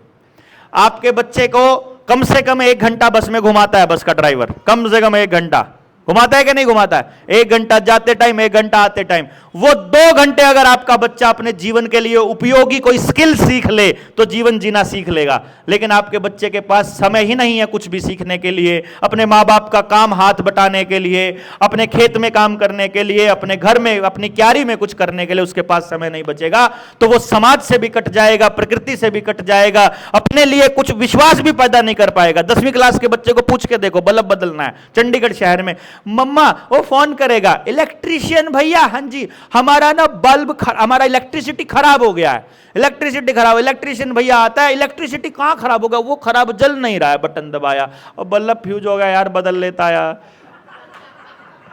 वो उस पे स्टूल पे चढ़ के बल्ब उतारता है, बल्ब लगा देता है, कितना हुआ भैया? वो बोलता है 400 रुपीज सर्विस चार्जेस। वो 400 भी दे देता है क्योंकि वो इलेक्ट्रिसिटी को हम नहीं छूते हैं। करंट लग गया तो ये हमारे बच्चे हमने बना दिए बेसिकली, ठीक है ना? क्योंकि उसके पास लाइफ को जीने की स्किल नहीं है। आग लग जाए क्या करना है, लड़ाई बच जाए क्या करना है, चोट लग जाए क्या करना है, पानी की अवेलेबिलिटी कम हो तो क्या करना है, भोजन ना मिले तो क्या करना है, समाज से मदद कैसे लेनी है, समाज को मदद कैसे देनी है, ये सारी प्रोसेस से बच्चा सिर्फ इसलिए अछूता रहेगा क्योंकि वो बस में जा रहा है। नहीं समझे? क्योंकि वो अपने जीवन का 2 से 3 घंटा रोज का भाई, रोज का, आप समझ नहीं पा रहे हैं। अगर 3 घंटे ट्रैवल कर रहा है बच्चा तो 24 में से 3 घंटे यानी कि 3 अठा 24, 8वां हिस्सा हो गया। 100 का 8वां हिस्सा कितना हो गया? 14 13 अठे 12 अठे 96, 12%। अपने जीवन का 12% तो वो वेस्टेज कर देता पहले नंबर पे ही। मैं तो कैलकुलेशन है ना आपके सामने है भैया, उसका कोई उपयोग नहीं है, उल्टा बीमारी है। तो जी लेकिन पैदल जाएगा तो जीडीपी बढ़ेगी या फिर बस में जाएगा तो जीडीपी बढ़ेगी? अपने कम्युनिटी के स्कूल में जाएगा जहां कोई फीस नहीं है, उससे जीडीपी बढ़ेगी या 5,000 रुपया महीना खर्च करने वाले में बढ़ेगी? अपनी किताबें अपने भाई की किताबों को ही दोबारा यूज करने से या अपने काम की किताबों को यूज करने से जीडीपी बढ़ेगी या ब्रांडेड हर साल नई किताब लेने से बढ़ेगी? ब्रांडेड किताब लेने से बढ़ेगी, नए पब्लिकेशन की किताब प्रिंट रेट पे लेने से बढ़ेगी। ठीक है जी। अच्छा, गांव के स्कूल में गांव का ही मास्टर जी पढ़ाएगा, उससे जीडीपी बढ़ेगी, या उस पर्टिकुलर स्कूल में बंदा कार से जाने वाला जाएगा उससे जीडीपी बढ़ेगी? यानी कि आपके बच्चे की पढ़ाई अगर आपके गांव से बाहर हो रही है, प्राइवेट स्कूल में हो रही है, खूब पैसा खर्च हो रहा है तो जीडीपी बढ़ रही है, और यदि वो गांव में पढ़ रहा है तो जीडीपी नहीं बढ़ रही है। इसका मतलब आपका विनाश ही देश का विकास का आंकड़ा है कि नहीं? अभी बीमारी पे आ जाते हैं। अगर आप ठीक से खाओगे, जंगल आधारित व्यवस्था रहेगी, गांव आधारित व्यवस्था रहेगी, शुद्ध हवा होगी, शुद्ध खाना होगा, ऋतु के अनुसार खाओगे, दिनचर्या के अनुसार खाओगे, टाइम से सोओगे, टाइम से उठोगे, तो बीमार नहीं पड़ोगे। बीमार पड़ोगे भी तो आपके गांव में, आपके आसपास ऐसी वनस्पति भी है, क्योंकि आपने इंडिजीनियस बीज बचाए हुए हैं, ओरिजिनल बीज बचे हुए हैं, तो वैसे बीमार नहीं पड़ने देते। पर पड़ भी जाओगे तो वहां वनस्पति आपको बचाने वाली हैं, उन वनस्पतियों से दवाई बनाकर इस्तेमाल कर लोगे, उससे जीडीपी बढ़ेगी। या फिर आपके आयुष्मान कार्ड में लाखों रुपया खर्च करके प्राइवेट कंपनी पे जाके लैब में टेस्ट करा के, अब नाड़ी वाला वैद्य हाथ लगाते ही बता देता है तुमने 3 दिन पहले क्या खाया था, तुमने क्या किया था, तुम्हारे शरीर में क्या क्या चल रहा है। वही काम आपको नाड़ी वाले वैद्य जो है वो अगर चेक कर देगा, उससे जीडीपी नहीं बढ़ेगी। लेकिन अगर लैबोरेटरी में आप 2000, 5000, 10,000 खर्च नहीं करोगे तो जीडीपी कैसे बढ़ेगी? तो वहां खर्च करोगे तो जीडीपी बढ़ेगी। अगर वनस्पति आधारित दवाई खा लोगे, जंगल आधारित, तो जीडीपी नहीं बढ़ेगी। यदि कंपनी के फार्मा कंपनी ने जिसको ऊपर खर्चा 1 रुपया हुआ है, वो दवाई 100 रुपए में, 200 में बेचते ही हैं, वो आपको पता ही है, तो 2-4 हजार रुपए की दवाई जब तक आप महीने में खर्च नहीं करोगे तो जीडीपी नहीं बढ़ेगी। सिटी स्कैन भी कराना है, अल्ट्रासाउंड भी कराने हैं, ब्लड टेस्ट भी कराने, यूरिन टेस्ट भी कराने, फिर आपको ढेर सारे टेस्ट कराने, फिर रोज बाइक के चक्कर काटने, फिर अस्पताल में जाना, तो उसी से तो जीडीपी बढ़ेगी ना। तो बताओ भैया, देश का विकास ही अपना विनाश है। उसके विकास का आंकड़ा हमारे विनाश का पैमाना है। ठीक है जी। शिक्षा अगर नौकर बनाने के लिए होगी तो जीडीपी बढ़ेगी। शिक्षा गांव के अंदर अपने काम इस्तेमाल करने की होगी तो जीडीपी घटेगी। अगर आप खुश रहोगे तो डिप्रेशन वाला डॉक्टर वेला हो जाएगा, दिमाग वाला डॉक्टर वेला हो जाएगा, दिमाग वाले डॉक्टर के पास कोई जाएगा नहीं। तो दिमाग वाले डॉक्टर का घर चलता रहे, इसलिए आपका डिप्रेशन में जाना आवश्यक है। भाई उसका घर भी चलाना ना, सरकार को उसका घर की भी चिंता है यार, ऐसी बात नहीं है। तो उन डॉक्टरों का घर चलाना आवश्यक है। चलिए, अभी स्कूल से बच्चा आ गया है, होमवर्क के लिए ट्यूशन पे जाएगा तो जीडीपी बढ़ेगी, नहीं जाएगा तो जीडीपी नहीं बढ़ेगी। ट्यूशन पे जाएगा, ट्यूशन से आने के बाद अगर टैबलेट नहीं लेगा, मोबाइल पे नहीं लेगा, अगर वो गेम नहीं खेलेगा, तो मोबाइल का रिचार्ज नहीं करेगा तो जीडीपी नहीं बढ़ेगी। मोबाइल का रिचार्ज रेगुलर करेगा तो जीडीपी बढ़ेगी। उस पर एप्लीकेशन डाउनलोड करेगा, सट्टा खेलेगा तो जीडीपी बढ़ेगी, क्योंकि ट्रांजैक्शन हो रही है। ट्रांजैक्शन ही तो जीडीपी है, पैसे का सर्कुलेशन ही तो जीडीपी है भैया। यही बताया ना भाई अर्थशास्त्रियों ने। तो जब मतलब टीवी कंपनी का रिचार्ज करते हैं, मोबाइल कंपनी का रिचार्ज करते हैं, इंटरनेट रिचार्ज करते हैं, रिचार्ज करके एप्लीकेशन डाउनलोड करते हैं, फिर उस पर जो वीडियोस देखते हैं, वहां से पैसा सर्कुलेट होता रहता है, तो जीडीपी बढ़ती है। और यदि आप अपने गांव में लोकगीत चालू कर लेते हो, अपनी संस्कृति को बचा लेते हो, अपने गीत गाते हो, अपने तरीके से रहते हो, तो जीडीपी नहीं बढ़ती है। इसलिए डीजे कंपनी का आना जरूरी है जीडीपी बढ़ने के लिए। और डीजे का तो एक और रोल है, मैं आपको बता दूं। इन्होंने 1945 में यह काम किया था, रॉकफेलर फाउंडेशन ने, कि पूरी दुनिया में जो म्यूजिक इंडस्ट्री है, बाद में इसको 68 में बहुत तेजी से बढ़ाया इन्होंने, जब इंडिया वगैरह जैसी जगह पर इन्होंने रेडियो वगैरह देनी थी, तब की बात बता रहा हूं मैं आपको। घर घर तक रेडियो और टीवी लेके जाना था, तब इन्होंने सारे के सारे म्यूजिक की जो फ्रीक्वेंसी है वो 440 हर्ट्ज पे कर दिया। इसका भी नहीं पता होगा आपको, फ्रीक्वेंसी का गेम भी नहीं पता होगा ना। आप जाकर के सर्च करना, अब आपको ये सर्च करना आपका काम है। आपके बच्चों को अगर आपने बचाना है तो इस पे अवेयरनेस आपकी होनी चाहिए। 432 हर्ट्ज की फ्रीक्वेंसी आपके दिमाग को शांत रखती है, डिप्रेशन में नहीं जाने देती, आध्यात्मिक जागृति के लिए आवश्यक है 432 हर्ट्ज। और यदि यही फ्रीक्वेंसी 440 हर्ट्ज हो जाए तो आपके अंदर एंग्जाइटी बढ़ती है, गुस्सा बढ़ता है, डिप्रेशन बढ़ता है, आप उत्तेजित रहते हो, आप हिंसक हो जाते हो, आपको परेशान करना आसान है। तो इन्होंने क्या किया, जितनी भी म्यूजिक इंडस्ट्री के इंस्ट्रूमेंट्स थे, उन सारे इंस्ट्रूमेंट्स की फ्रीक्वेंसी 440 हर्ट्ज कर दिया। और ये 440 हर्ट्ज वाली फ्रीक्वेंसी जब हाई पिच पे जब चलती है, जैसे डीजे की आवाज पे चलती है, तो आप अगर सेंसिटिव आदमी हो तो डीजे के सामने 30 सेकंड नहीं खड़े हो सकते। 30 सेकंड के अंदर आपके अंदर उबाल आ जाएगा। क्या आपके साथ प्रॉब्लम होती है ना? समझे बात आप? तो इसका मतलब यह हुआ, एंटरटेनमेंट के लिए आप यदि अपनी संस्कृति को बचाने वाला काम करोगे तो जीडीपी नहीं बढ़ेगी। लेकिन यदि आप अंग्रेजी टेलीविजन देखोगे, फिल्में देखोगे, ओटीटी चलाओगे, रेंटल, आपका सब कुछ रेंटल हो गया है। पहले आपके गाने एक कैसेट में आ जाते थे, जिंदगी भर आप उसके मालिक रहते थे। अब आपको म्यूजिक का सब्सक्रिप्शन लेना पड़ता है, हर महीने या हर साल देना पड़ता है। आपको वीडियो की सीडी, एक बार फिल्म की कैसेट मिल गई तो जिंदगी भर आप उस कैसेट के मालिक हैं, आप उसको जब चाहो देख सकते हो। लेकिन आपको यही चीज अगर ओटीटी प्लेटफॉर्म पे देखनी है तो आपको हर महीने या हर साल सब्सक्रिप्शन देना पड़ता है, यानी आपकी जिंदगी रेंटल पे हो जाएगी। आपका एंटरटेनमेंट अगर रेंट पे होगा तो जीडीपी बढ़ेगी, अगर आपका एंटरटेनमेंट परमानेंट होगा तो जीडीपी नहीं बढ़ेगी। तो आपका नुकसान हो रहा है ना इसमें। हाँ,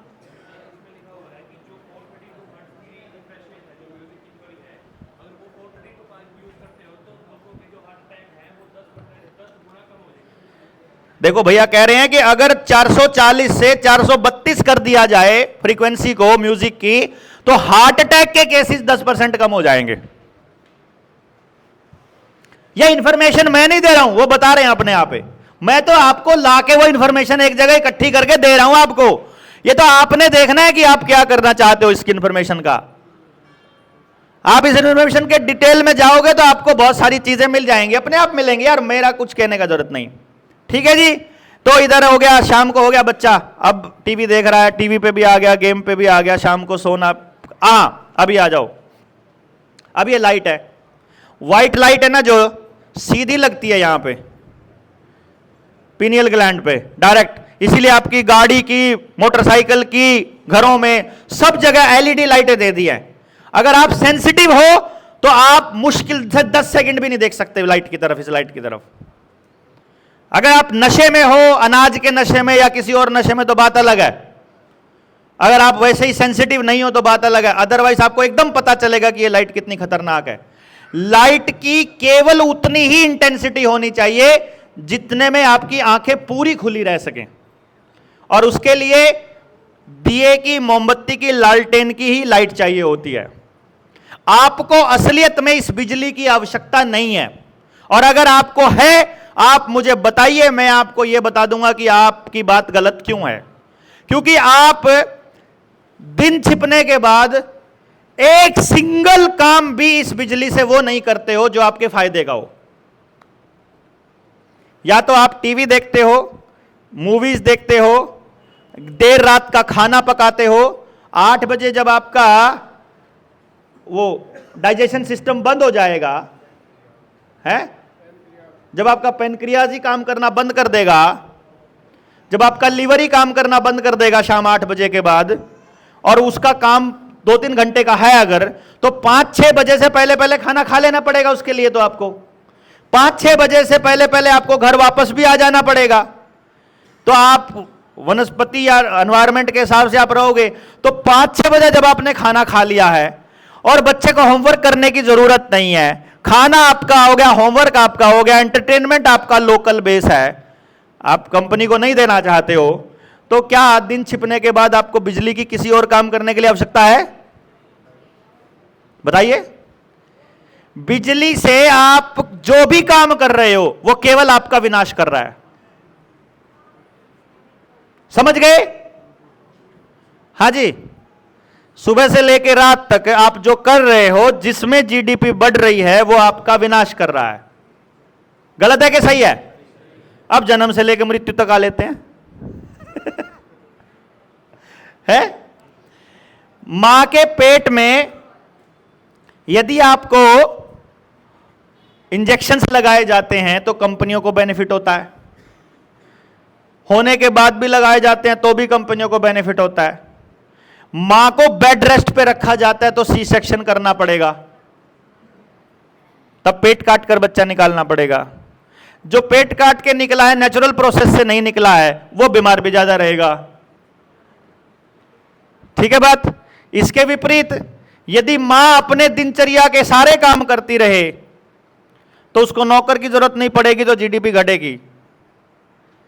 अगर वो इंजेक्शंस ना लगाए, देसी आधारित, अपने घर के आधारित, अपने जंगल आधारित, अपने गांव आधारित शुद्ध खाना खाए, तो बच्चे को भी जरूरत नहीं पड़ेगी किसी इंजेक्शन की। नेचुरल तरीके से अगर उसका जन्म होता है तो जीडीपी घटती है, अगर सिजेरियन होता है तो जीडीपी बढ़ती है। इसीलिए आपके गांव में, आपके शहर में आशा वर्कर की निगरानी रहती है 24 घंटे कि दाई ने अगर नेचुरल जन्म करवा दिया तो इसके खिलाफ एफआईआर करवानी है। जाओ दाई से पूछो जाकर के, दाई को डर रहता है कि आशा वर्कर मेरे खिलाफ एफआईआर करवा देगी। ठीक है ना, घर पे जन्म नहीं करवा सकते। आपके जन्म के समय जो आपके पैरों के निशान लिए जाते हैं आपके बच्चे के, मालूम है क्या आपको? जो डॉक्टर के साथ परमानेंट रहता है उसको मालूम है, डॉक्टर पैरों के निशान लेता है। जा रहे हो? ठीक। जब डॉक्टर पैरों के निशान लेता है तो वो पैरों के निशान वहां भेजता है इन अंतरराष्ट्रीय षड्यंत्रकारियों के पास कि एक गुलाम और आ गया। जब आप घर में अपना बच्चा पैदा करते हो तो आप वो निशान नहीं पहुंचा पाते, तो बच्चा आजाद रहता है। जब डॉक्टर के पास भेजता है, जब डॉक्टर जन्म लेता है तो उसकी जांग में बिना आपसे पूछे डॉक्टर एक इंजेक्शन लगाता है। वो इंजेक्शन इस बात का प्रमाण होता है कि ये हमारी पूंजी है, उनकी, जिनके खिलाफ ये षड्यंत्र है, जिनके खिलाफ ये संस्था है, जनता सरकार मोर्चा है, जिस षड्यंत्र के खिलाफ है, उन षड्यंत्रकारियों की बात हो रही है। डिटेल में जाओगे तो षड्यंत्रकारियों तक भी जाएंगे हम। समझ रहे हो बात? यानी आपके बच्चे को गुलाम कर दिया पहले नंबर पे उस डॉक्टर ने, इंजेक्शन दे करके ये कह दिया कि इसका जीवन हमने बचाया है, और जीडीपी तो ऑब्वियसली बढ़ ही रही है। ठीक है, इंग्रेडिएंट होते हैं 150 से ऊपर तो इंग्रेडिएंट है उसके, और उसमें एक भी फायदे का नहीं है।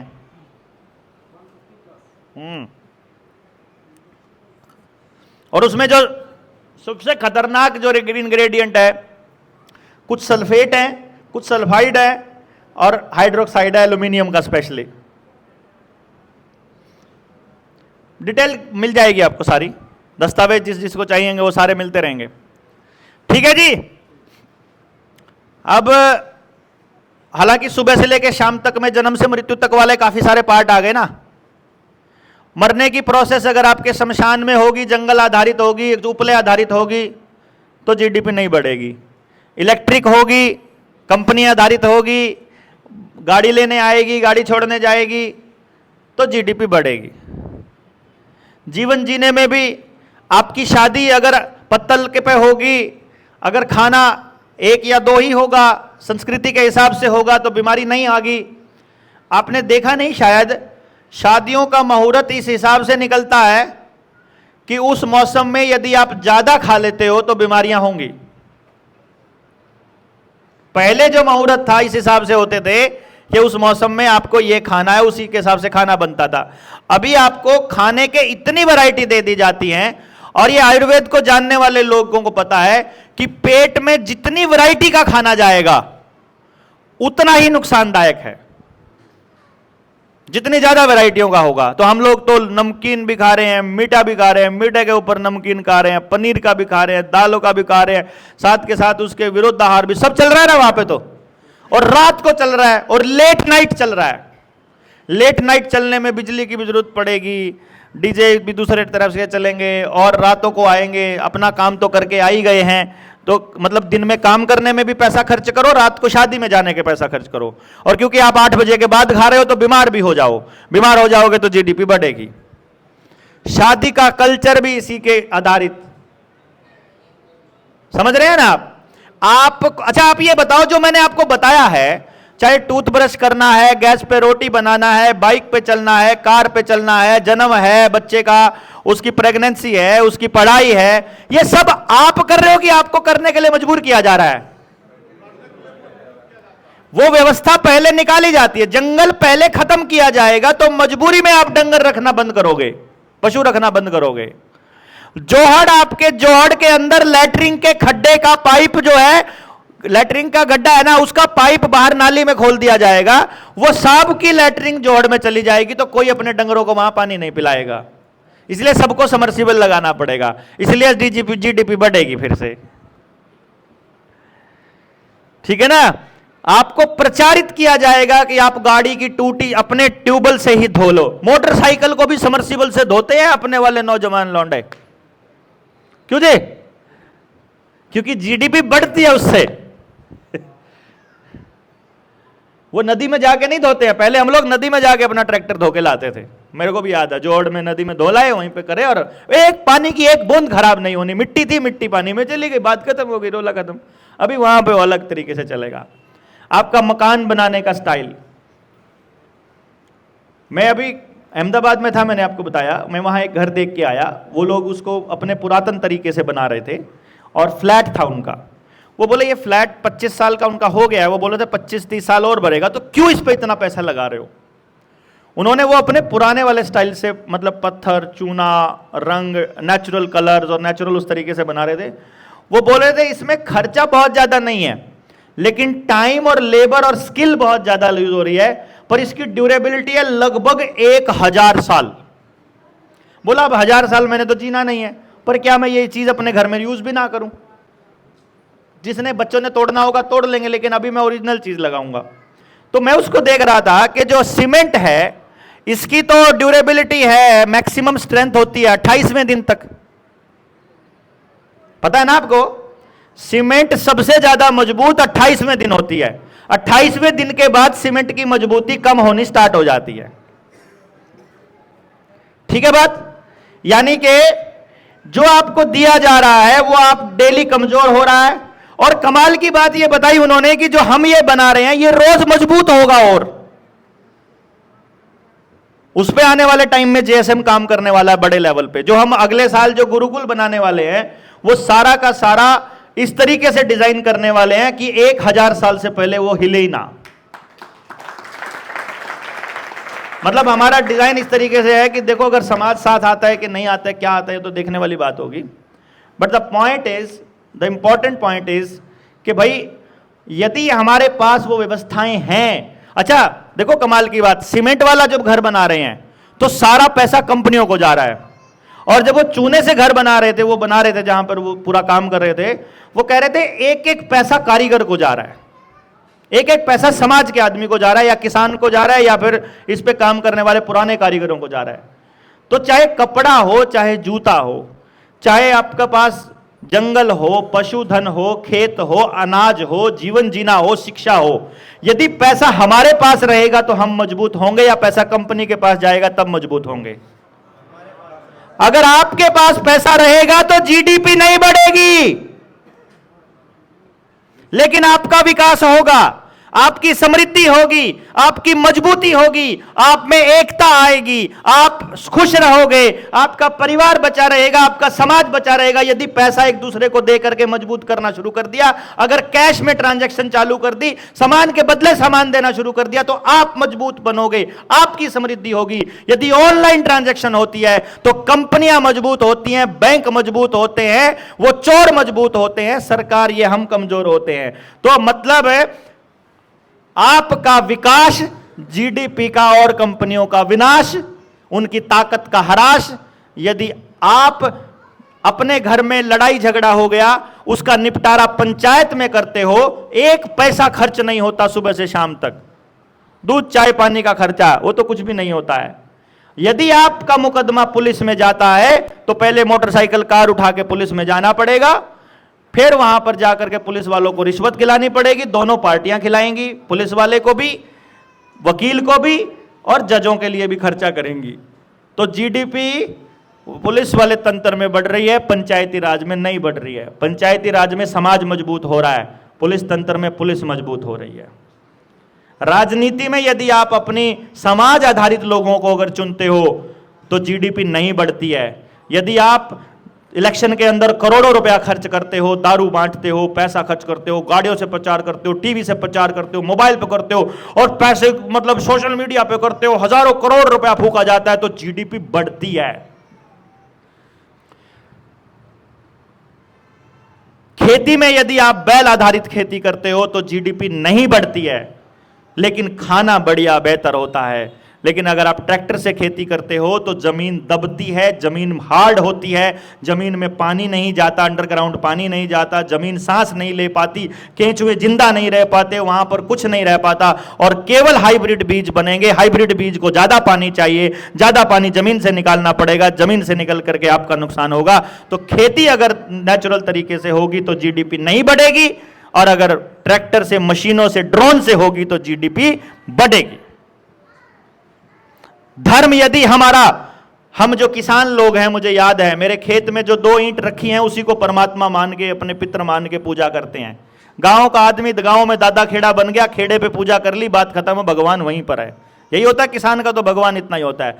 लेकिन यदि वैष्णो देवी, 4 धाम की यात्रा, गंगा यमुना पे फालतू के ये जब मंदिर बनाओ गांव में, 1-1, 2-2, 4-4 उन मंदिरों पे आयोजन करो, फिर चढ़ावा चढ़ाओ, फिर चढ़ावे को खा जाओ, फिर इधर घूमो, फिर वहां से गाड़ियों में जाओ, फिर ये सारा ड्रामा करो, इसमें जीडीपी बढ़ती है।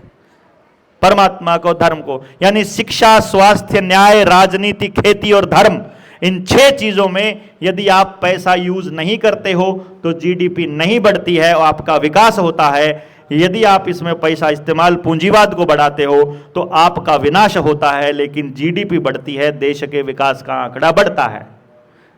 आपके ऊपर है, आप विकास किसका करना चाहते हो, देश का या अपना? देखो ना, कमाल का सवाल उठा दिया। अगर कोई सरकार के पक्ष का आदमी होगा वो कहेगा तुम किसका विकास करना चाहते हो, देश का या अपना?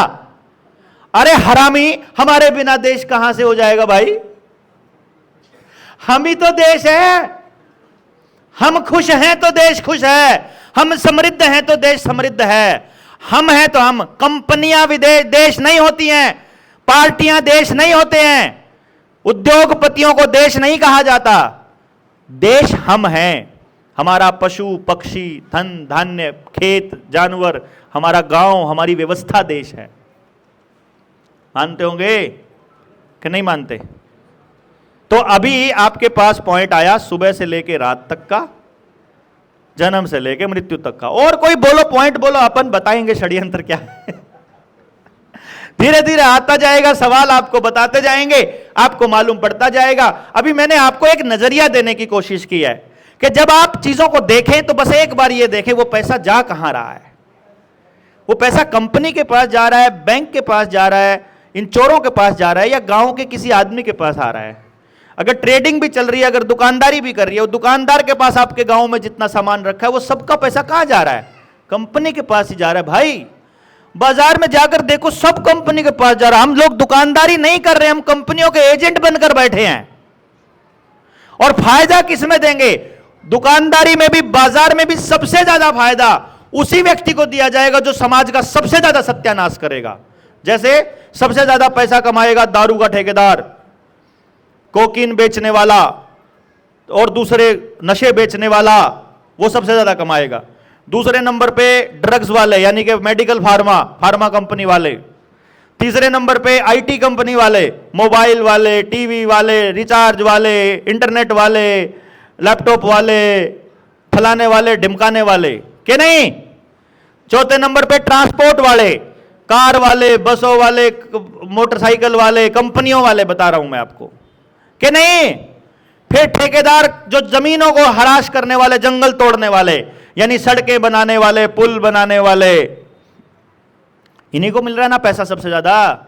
लोकल काम करने वाले, असली काम करने वाले को कोई नहीं पूछ रहा है, उसको प्रॉफिट नहीं दिया जाएगा, बल्कि उसकी तो बंद कराई जाएगी। जैसे कोहलू में अगर आपका गुड़ बन जाए, शक्कर बन जाए बिना केमिकल का, तो जीडीपी नहीं बढ़ेगी। लेकिन शुगर फैक्ट्री से पानी भी खराब हो रहा है तो जीडीपी बढ़ रहा है। तो शुगर फैक्ट्री में जब गन्ना लेके आएगा किसान अपने ट्रैक्टरों में, तो जीडीपी बढ़ेगी। इसीलिए जब शुगर फैक्ट्री को उन्होंने, जब गन्ना मिलों को उन्होंने तवज्जो देनी थी, तो आपके कोल्हू वालों के ऊपर मुकदमे करवाए गए कि तुम प्रदूषण फैलाते हो। जब प्लास्टिक के बर्तन बेचने वालों की कंपनियां चलानी थी, तो गांव में लोहार के ऊपर मुकदमा किया गया, कुम्हार के ऊपर मुकदमा किया गया कि तुम्हारी जो भट्टे हैं, तुम्हारे जो भट्टे हैं, ये कुम्हार वाले भट्टे और लोहार वाली भट्टी ये प्रदूषण फैलाती है, तो उनके ऊपर मुकदमा किया गया क्योंकि तुमने लाइसेंस नहीं लिए हुए थे। बस लाइसेंस लेने के बाद प्रदूषण सब खत्म हो जाता। आप 50 रुपए की पर्ची कटवाते हो गाड़ी की, उसी टाइम प्रदूषण खत्म हो जाता है आपकी गाड़ी का।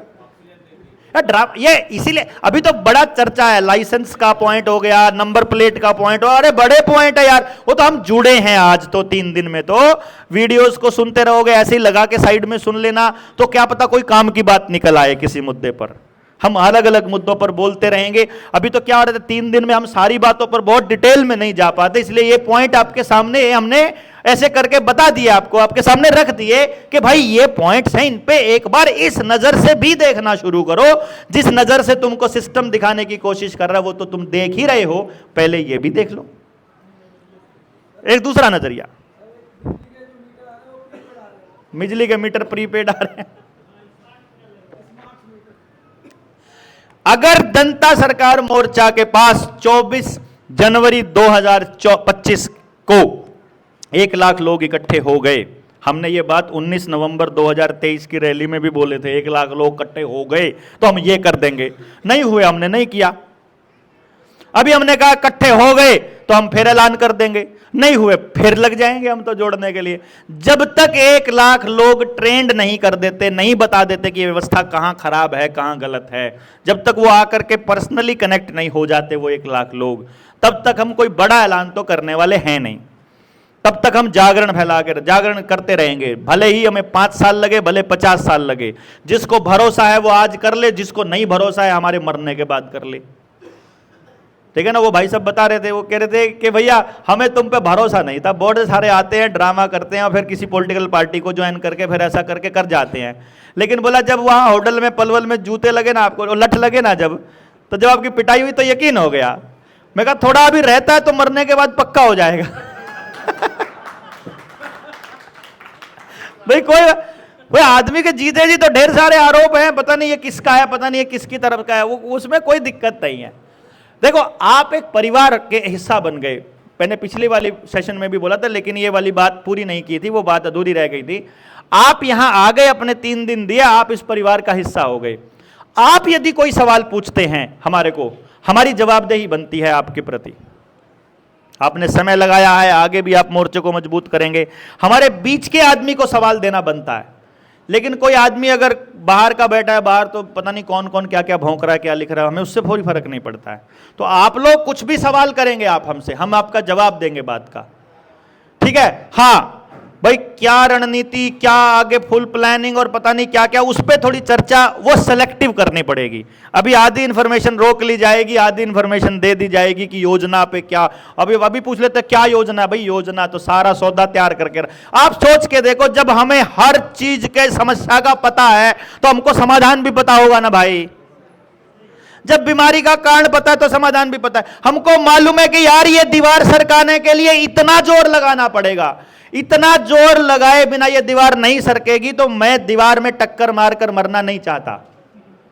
उससे पहले अपना जोर लगाएंगे वो जोर इकट्ठा करने में। इस चीज को काम करने के लिए ऐसा आदमी चाहिए, इसके लिए बीज बचाने वाला आदमी चाहिए, इसके लिए खेत बचाने वाला आदमी चाहिए, इसके लिए पशुधन पर काम करने वाला चाहिए, इसके लिए मिट्टी पर काम करने वाला चाहिए, इसके लिए चूने पर काम करने वाला चाहिए, इसके लिए शिक्षा पर काम करने वाला चाहिए, इसके लिए बिजली पर काम करने वाला चाहिए, इसके लिए आयुर्वेद वाला चाहिए, इसके लिए होम्योपैथी वाला चाहिए, इसके लिए कंप्यूटर वाला चाहिए। हमको सब चाहिए, लेकिन वो आए तो पहले। अब वो आप लोग नहीं घूमोगे, नहीं ढूंढोगे तो नहीं मिलेगा ना भाई। हम तो भटक किस लिए रहे, वो आदमी ढूंढते हुए भटक रहे हैं कि हमारे वाली फ्रीक्वेंसी पे जो जो बैठा है आ जाओ ना एक बारी। वो ढूंढना आपका काम है, बेसिकली ये काम आपको करना है। जो साथी लोग हैं, आपको यहां से इस 3 दिन में इस चीज के लिए मेंटली हम लोग तैयार करने की कोशिश कर रहे हैं कि भाई सिर्फ हमारे बोलने से बात नहीं बनने वाली है। आप सब लोगों को अपने आसपास जो भी भाई आवेदन लगवा रहा है उसको तो मैं स्पेशली बोल रहा हूं, आपको अपने 20 परिवार तो पक्के करने हैं जो पड़ोस में हो, आधे घंटे 15 मिनट की दूरी पर हो। और उन 20 परिवारों को तो ये रुपए वाला खेल और कर्जे वाला खेल पूरा समझाना ही समझाना है। बच्चों को बचाने के लिए अपना एजुकेशन वाला प्रोग्राम इतना गजब का है, हर आदमी जुड़ेगा। भाई सोचो, हमने प्लान किया है अगले साल एक गुरुकुल चालू करने की योजना है। मतलब अगले साल गुरुकुल के लिए काम शुरू करेंगे, गुरुकुल चालू नहीं करेंगे, गुरुकुल के लिए काम चालू करेंगे। अभी तक हमने गुरुकुल पे बोलना ही शुरू किया है, काम शुरू नहीं किया अब तक कुछ भी। सिलेबस के लिए हमने एक बंदा बिठा रखा है, सिलेबस तैयार कर रहा है वो, ठीक है। ट्रेनिंग में कॉन्टिन्यूसली पिछले 7 साल से कर रहा हूं, जो उस गुरुकुल में काम करने वाले लोग हैं उनकी एजुकेशन वाली ट्रेनिंग वो मैं लगातार दे रहा हूं, वो अपना प्रैक्टिकल कर रहे हैं। वहां एंट्री सिर्फ उन्हीं की होगी जिनकी वो ट्रेनिंग हो चुकी होगी। अब बच्चों के लिए हमने प्लान किया है कि हर गांव से 2 बच्चे लेंगे हम। हरियाणा में प्लान है, फिलहाल किसी दूसरे स्टेट के लिए कोई योजना अभी नहीं है। उस स्टेट में भी अगर इतने बड़े योद्धा तैयार हो जाते हैं और वो अपना चालू करेंगे तो उसके लिए भी स्वागत है, खुला है सारा कुछ, ऐसा नहीं है। लेकिन हरियाणा में हमने प्लान किया है कि हर गांव से 2 बच्चे लेंगे, और बच्चे भी वो लेंगे, मां बाप से पूछेंगे जो ज्यादा तंग है वो बताओ, जो सबसे ज्यादा तंग होगा पेरेंट वो उसका वाला बच्चा लेंगे। यानी जिनके बच्चे ठीक ठाक पल रहे हैं वो नहीं चाहिए हमको। हमको चाहिए जो तुमसे नहीं पाले जा रहे, तुमसे नहीं संभाले जा रहे, जो कहते बिल्कुल नहीं पढ़ता, बदतमीज है बहुत ज्यादा, सारा दिन उल्टे काम करता है, सारा किसी काम का नहीं है, वो दे दो हमको, हमको वो चाहिए बस।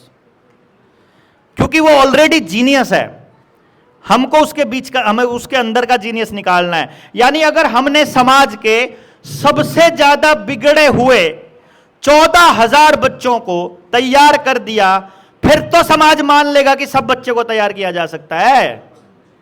और अगर हमने प्लान किया है कि वो 14,000 बच्चे जो हमारे वहां आने वाले हैं, उन 14,000 बच्चों को परमात्मा ने जिस काम के लिए पैदा किया है, उनको जैसा दिमाग कुदरत ने दिया है, वो पहचान करना उनके टैलेंट की, वो हमारा काम है। उसको निखारना वो हमारा काम है, उसको तैयार करना हमारा काम है। उस बच्चे को जिस काम के लिए पैदा किया उस काम में स्थापित करके समाज को देना हमारा काम, मां बाप ने कुछ नहीं करना।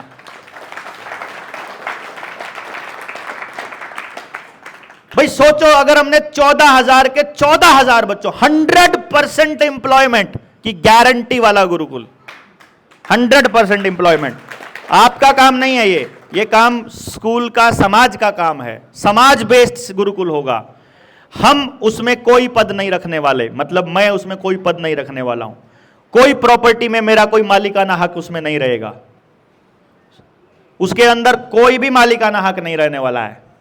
सिर्फ उस गुरुकुल के संरक्षण के तौर पर कि जब तक जीऊंगा तब तक उसको हम लोग स्थापित करके जाएंगे, और ऐसी व्यवस्था बनाएंगे कि उस वक्त जो बच्चे उसमें पढ़ रहे होंगे वो उसके मालिक होंगे। यानी 12वीं करके कोई बच्चा, कॉलेज करके कोई बच्चा निकल गया गुरुकुल से बाहर, तो अब वो मालिक नहीं रहा। जो नीचे से पहला बच्चा आया अब वो मालिक हो जाएगा उसका। तो मालिक अपने गुरुकुल को कभी बिकने नहीं देंगे फिर आने वाले टाइम में ना। ये नहीं होगा कि हमने स्थापित कर दिया तो हम ही मालिक हो गए, उसमें जो पढ़ रहा है वो बच्चा मालिक रहेगा उसका। और ऐसी व्यवस्था तैयार करेंगे कि कोई आदमी उसको कभी जीवन में ना बेच पाएगा, ना वो एडिट हो पाएगा, ना पैसा खत्म हो पाएगा। समाज चलाएगा उसको, क्योंकि वो हीरे तैयार करने का एक फैक्ट्री हो। वो पूरे दुनिया को ये दिखाने का होगा कि पॉसिबल है, आपके गांव में भी पॉसिबल है, हर गांव में ये संभव है, बिना रुपया खर्च किए, बिना इतने करोड़ों हजारों रुपया खर्च किए। मैंने गांव में हिसाब किताब लगाया था, 4500 जनसंख्या का गांव, वोट का गांव, उस गांव का 53 लाख रुपया महीने का 5 स्कूलों को जा रहा है। यार 53 लाख रुपया, तुम हमको तो इन बच्चों को रोजगार वाला ऐसा सिस्टम खड़ा करके दे देंगे यार, साल का 6 करोड़ रुपया बनता है यार। और बदले में क्या मिल रहा है? रट्टा रट्टा रट्टा, कुछ भी नहीं, बर्बादी के अलावा कुछ नहीं मिल रहा। यही हो रहा है ना। तो इसलिए वो स्टार्ट करने की योजना है। और उससे भी बड़ी बात बता देता हूं, जिन भाइयों ने 3 साल काम किया है जबरदस्त तरीके से जनता सरकार मोर्चा में, और जो लोग समाज में इसका काम करने वाले हैं, उन बच्चों के लिए उस 7,000 से एक्स्ट्रा की एंट्री है, बाहर की एंट्री नहीं होगी किसी की भी, उनके लिए स्पेशल एंट्री है उनके बच्चों की। उसकी गारंटी ये गुरुकुल लेने वाला है, मोर्चा लेने वाला है।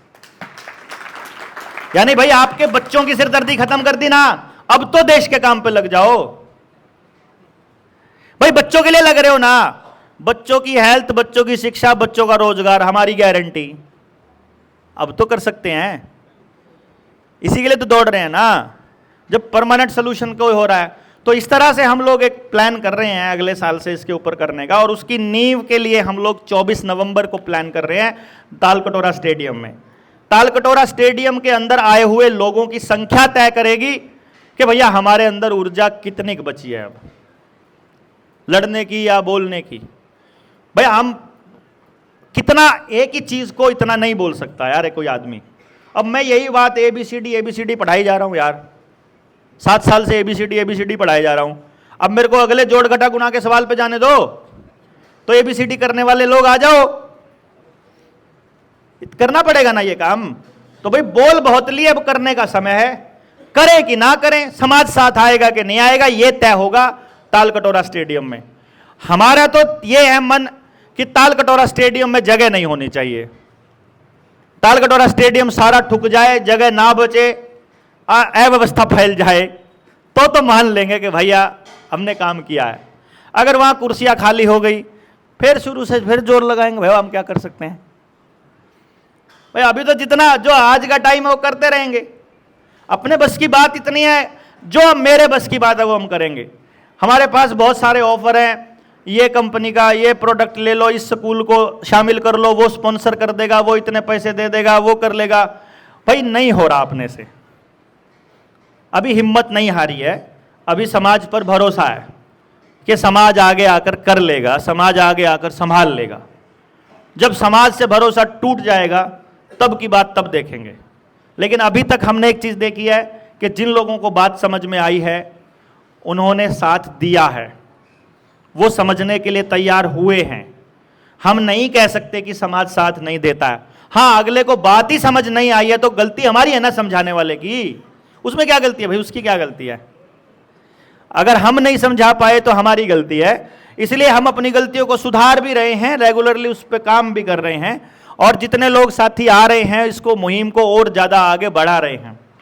तो अब आपको एक चीज देखनी है अपने आसपास कि पैसा कहां जा रहा है, इस षड्यंत्र की जड़ कहां से चल रही है, राजनीति कैसे कंट्रोल हो रही है। हमको अपना जल जंगल जमीन और जानवर बचाने की लड़ाई ये कॉन्टिन्यूसली करनी पड़ेगी। और जो हमसे करवाया जा रहा है, चाहे वो जबरदस्ती की नंबर प्लेट हो, चाहे वो जबरदस्ती का पासिंग करवाना हो 15 साल के बाद, 10 साल के बाद, चाहे डीजल पेट्रोल पे बैन लगाने की बात हो, चाहे भर्तियों पे बैन लगाने की बात हो, चाहे स्कूलों में जबरदस्ती करिकुलम पढ़ाने की बात हो, चाहे जबरदस्ती टोल वसूलने की बात हो, चाहे डबल फाइन लगाने की बात हो, चाहे आपके मिनिमम बैलेंस के नाम पर पैसे काटने की बात हो, चाहे फिर किसान को MSP के ऊपर या किसी फिक्स प्राइस के ऊपर पेमेंट ना देने की बात हो, चाहे उसको खेती के लिए मजबूर करना हो, पैसे खर्च करवाना उसका और फिर टाइम पर उसकी पेमेंट ना आना हो, चाहे फिर जबरदस्ती मुआवजे काट लेना और फिर उसके इंश्योरेंस की भरपाई ना करना, वो भी उसके अंदर मुद्दा है। फिर आपकी जबरदस्ती आपको गाड़ियों पे नंबर प्लेट की जबरदस्ती, और फिर आपके मतलब आपके जीवन में हर चीज आपको उनके हिसाब से करनी पड़ रही है। कमाल की बात, पैदा खुद नहीं कर सकते अपनी मर्जी से, चल अपनी मर्जी से नहीं सकते, खरीद अपनी मर्जी से नहीं सकते, बैंक में पैसा अपनी मर्जी से नहीं रख सकते, उस पैसे को खर्च भी अपनी मर्जी से नहीं कर, ऑनलाइन ही करना पड़ेगा। ये वाला बिल हमने कैश लेना बंद कर दिया। अगर ऑनलाइन करना मजबूरी है तो हमको रिचार्ज के पैसे क्यों देने पड़ रहे हैं भाई। अगर मोबाइल रखना कंपलसरी है तो मोबाइल भी तुम दोगे, रिचार्ज भी तुम करोगे ना, बिल भी तुम दोगे। हाँ, नहीं समझ रहे हैं? तो आपको साथ जबरदस्तियां की जा रही हैं। इन जबरदस्तियों के खिलाफ तो तब समझ में आएगा ना जब आपको लगे कि आपके साथ जबरदस्ती हो रही है। अभी तो लग ही नहीं रहा जबरदस्ती हो रही है, अभी तो ये लग रहा है कि भैया कोई बात नहीं, 2 जूते और मार लो, मजा तो आ ही रहा है। एंटरटेनमेंट में मजा आ रहा है ना, अभी उससे नहीं निकल रहे हैं ना। अभी बोले तो OTT से, गेम से, उनसे। तो ये प्रोसेस लंबी प्रोसेस है, मैं छोटी प्रोसेस इसको मान के चल नहीं रहा। मैं इसको 50 साल का दौर, मैं 50 साल का मान के चला हुआ हूं। मतलब मैं तो 50 साल जीऊंगा कि नहीं जीऊंगा ये नहीं पता, पर मैं ये मान के चला हूं कि जो बीज हम आज बो रहे हैं इसका जो फल है वो हमारी अगली जनरेशन को मिलने वाला है। और ये 50 साल का प्रोजेक्ट लेके चला हूं मैं। तो इसलिए आपको 2024 के चुनाव में, मैंने 2024 के चुनाव से पहले अपने बहुत लोगों को बोला 24 के चुनाव में चिंता करने की जरूरत, मैं चुनाव नहीं लड़ने वाला हूं। हमने तो पहले मोर्चे की कंडीशन ही ये रखी थी कि जिसके हाथ में माइक होगा वो चुनाव नहीं लड़ेगा। चुनाव लड़वाने के लिए समाज में अच्छे लोगों की कमी नहीं है, हमको सारा का सारा गेम प्लान पता है इनका, इसलिए हम लोगों को मालूम है कि कैसे करना है कैसे नहीं करना है। लेकिन अभी उस तरह के लोग एक बार आए तो भाई 2029 का, मैं तो 2029 के अंदर हम लोग एक प्लान कर रहे हैं, आप बताना गलत है कि सही है। हम तो 2029 के चुनाव के अंदर फुल्ली पार्टिसिपेट करने का प्लान बना रहे हैं। मैं चुनाव नहीं लड़ूंगा लेकिन फुल्ली पार्टिसिपेट करने का प्लान बना रहे हैं। प्लान क्या है, प्लान समझिए क्या है। 24 जनवरी 2025 को जनता सरकार मोर्चा को बने हुए 3 साल हो जाएंगे, ठीक है। 3 साल होने की उपलक्ष्य में हमने टारगेट 1 लाख लोगों का रखा है। डे 1 हमने 1 लाख लोगों का टारगेट रखा था कि जिस दिन 1 लाख लोगों को तब हम ये करेंगे। तो अभी हम 1 लाख लोगों का टारगेट ये मान के चल रहे हैं कि हो जाएगा उस दिन। मतलब अभी मानने में क्या दिक्कत है भाई, मान लो मूलधन 100 ना होए, मूलधन 2000 5000 जो भी हो देखी जाएगी। अभी हम मान के चल रहे हैं कि 1 लाख लोग हो जाएंगे। तो 1 लाख लोग वहां आ गए और वहां पर आकर के चर्चा चलती है। उस चर्चा में हम ये ऐलान करने वाले हैं कि जनता सरकार मोर्चा का एक, जैसे कि हम लोग आने वाले वक्त में जनता सरकार मोर्चा अपनी व्यवस्था खड़ी करने वाला है, अपना प्रधानमंत्री, अपना राष्ट्रपति, अपना मुख्यमंत्री, अपना तहसीलदार, अपना डेप्यूटी कलेक्टर। उनके डेप्यूटी कलेक्टर से मिलने अपने वाला डेप्यूटी कलेक्टर जाया करेगा, जनता सरकार मोर्चा का, जनता का। एक अंग्रेजों ने अपना बना लिया, एक हम अपना बना लेंगे। तो अब अपने वाला पब्लिक सर्विस कमीशन बन गया, उन्होंने तो बना रखा है कि यूपीएससी एचपीएससी फलाना ढिमकाना। एक जनता सरकार मोर्चा का पब्लिक सर्विस कमीशन बन गया। वो भर्ती निकाल रहा है, वो पहला ही भर्ती हमारा यही होगा। पहली भर्ती निकलेगी, उसमें एमएलए की, एमपी की, एमएलए के पीए की, उसके मीडिया एडवाइजर की, उसके कंप्यूटर असिस्टेंट की और उसके मतलब एक और, यानी कि 4 का स्टाफ हम उसको दे रहे हैं। तो यानी एक सीट पर 5 भर्तियां निकल रही हैं। हैं? चोरों के हिसाब से लीगल होएगा मतलब मैं अपनी फैक्ट्री में किसको भर्ती करना चाहता हूं मेरी मर्जी है। अच्छी बात कर रहे हो यार, मैं किसको भर्ती करना चाह रहा हूं तो मेरी मर्जी है ना। अरे आप मानते हो उनको एमएलए है तो है, मेरी तरफ से तो वो इंडस्ट्रियलिस्ट का पालतू कुत्ता है। मैं तो मुख्यमंत्री, पॉलिटिकल पार्टियों की ये प्राइवेट एजेंसी है, पार्टियां कहां हैं ये देश के लिए, वो देश का प्रतिनिधि कहां है? हमने चुन के उसको अपॉइंट किया है क्या? एमएलए हमसे टिकट लेके गया है क्या? जनता से पूछ के गया है क्या? उनका पालतू है ना वो, हमारा क्या है भाई? कांग्रेस हो, बीजेपी हो, टीएमसी हो, फलाना हो, घोटाला हो, चौटाला हो, कोई भी हो, वो मालिक है, वो मालिक दे रहा है उसको, किसी को कह रहा है टिकट दे रहा है, तो वो उनके पालतू है ना, वो उनकी बात करेंगे, देश की बात क्यों करेंगे? वो जनता की बात क्यों करेंगे? हम कह रहे हैं कि हम भर्ती निकाल रहे हैं। भर्ती, अभी भर्ती में तनख्वाह थोड़ी दे रहे हैं हम, तनख्वाह तो सिलेक्शन के बाद ही मिलेगी ना भाई। अभी आपके बच्चों को 25-25 साल पढ़ा के फिर बच्चे टेस्ट लेंगे। आपका बच्चा 12वीं पास कर लिया, बीए पास कर लिया, एमए पास कर लिया, पीएचडी कर लिया, फिर बोलते हैं अब दोबारा टेस्ट दो। ऐसा करते हैं ना हम? तो मात्र 4 साल के कोर्स कराएंगे बस, ठीक है। हम ऑफर क्या कर रहे हैं? हर गांव से 5 कैंडिडेट मिनिमम मांग रहे हैं, गांव से मांग रहे हैं हम 5 कैंडिडेट। भैया आप हमको एक, जिस गांव में जर्नल ज्यादा है तो 2 जर्नल आ जाओ, जिस गांव में जिस कास्ट के ज्यादा हैं वो 2 आ जाओ, बाकी एक ओबीसी आ गया, एक एससी आ गया, एक महिला आ गई और एक 2 ये आ गए। ठीक है जी, पॉसिबल है? पहले तो ये बताते जाना, पॉसिबल है। पहला पॉइंट है भाई 5 आदमी गांव से चाहिए। गांव वाले या तो सेलेक्ट करके दे दो, या गांव वाले सेलेक्ट करके नहीं देते हैं, गांव वाले कहते हैं हमारे तो गांव में 50 हो गए, तो 50 के 50 फार्म भर लो, कोई टेंशन नहीं। 500 हो गए, 500 के 500 फार्म भर लो, कोई दिक्कत नहीं है। कंडीशन सिर्फ एक ही है, उसके पूरे खानदान में किसी महिला के प्रति कोई गलत आरोप ना लगे हों या सिद्ध ना हुए हों, समझ गए ना बात? मतलब गांव में रेपुटेशन होती है यार, रेपुटेशन तो पता लग जाएगी गांव में कैसे लोग हैं, और किसी का पैसा लेके ना देने वाला खानदान ना हो, है ना, मतलब चोर किस्म का ना हो। बाकी पढ़ाई लिखाई वो सब चलेगा, जात पात चलेगा, कोई जात का कोई धर्म कोई चक्कर नहीं, कोई टेंशन नहीं, बाकी बाकी कोई टेंशन नहीं है, कोई लिमिटेशन नहीं है किसी चीज की। आप फार्म भरो बस मोर्चे के अंदर। आप भाई फार्म तो कितने आ जाओ, जब 100 पोस्टों के लिए 10 लाख फार्म आ सकते हैं तो हमारे पास 10 लाख आ जाओ, हमें क्या दिक्कत है? ठीक बात। अगला टारगेट क्या है? जिसने भी लोग फार्म भरेंगे, पहली कंडीशन है कि उनको सबसे पहले मौजूदा व्यवस्था समझनी पड़ेगी। देश के साथ, समाज के साथ चल रहे अंतरराष्ट्रीय षड्यंत्रों को समझना पड़ेगा। तो पहले तो जनता सरकार मोर्चा की ट्रेनिंग लेनी पड़ेगी। ठीक है बात? पूरा षड्यंत्र समझा देंगे पहला नंबर पे।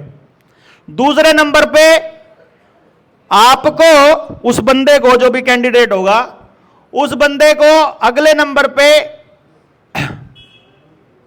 षड्यंत्र समझने के बाद ये बताएंगे कि एमएलए की, एमपी की ताकत क्या क्या है, कितने पैसे खर्च कर सकते हो, साल का कितना फंड होता है, कितना तुम्हारे पावर में आता है, क्या तुम्हारे पावर में नहीं आता। जो तुम्हारे पावर में नहीं आता वो प्रॉमिस तुमने नहीं करना, जो तुम्हारे पावर में आता वो तुमने करना है। इस समस्या का समाधान ऐसे होगा, इसका समाधान ऐसे होगा, इसका तुम करोगे, इसका तुम करोगे। पॉसिबल है कि नहीं है?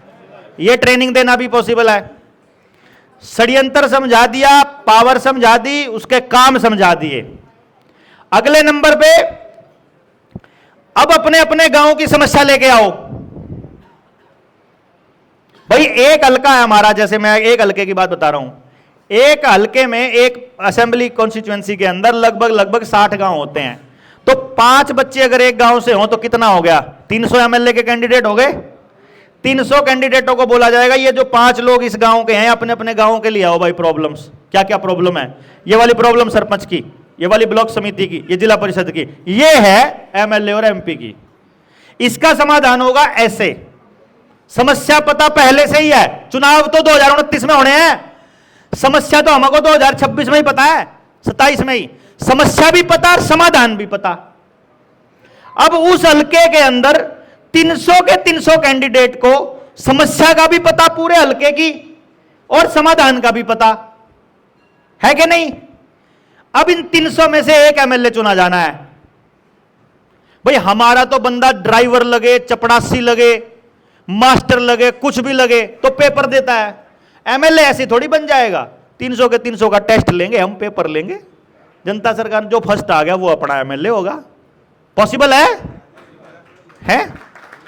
अब क्योंकि आप कह रहे थे कि वो लोगों के तंत्र में ये लीगल होगा कि नहीं होगा, भाई ये हमारा कैंडिडेट छांटने का प्रोसेस है। ये हमारा कैंडिडेट जनता का कैंडिडेट हुआ कि हमारा हुआ? भाई बताओ। इसमें देवेंद्र भलारा का कोई रोल हो?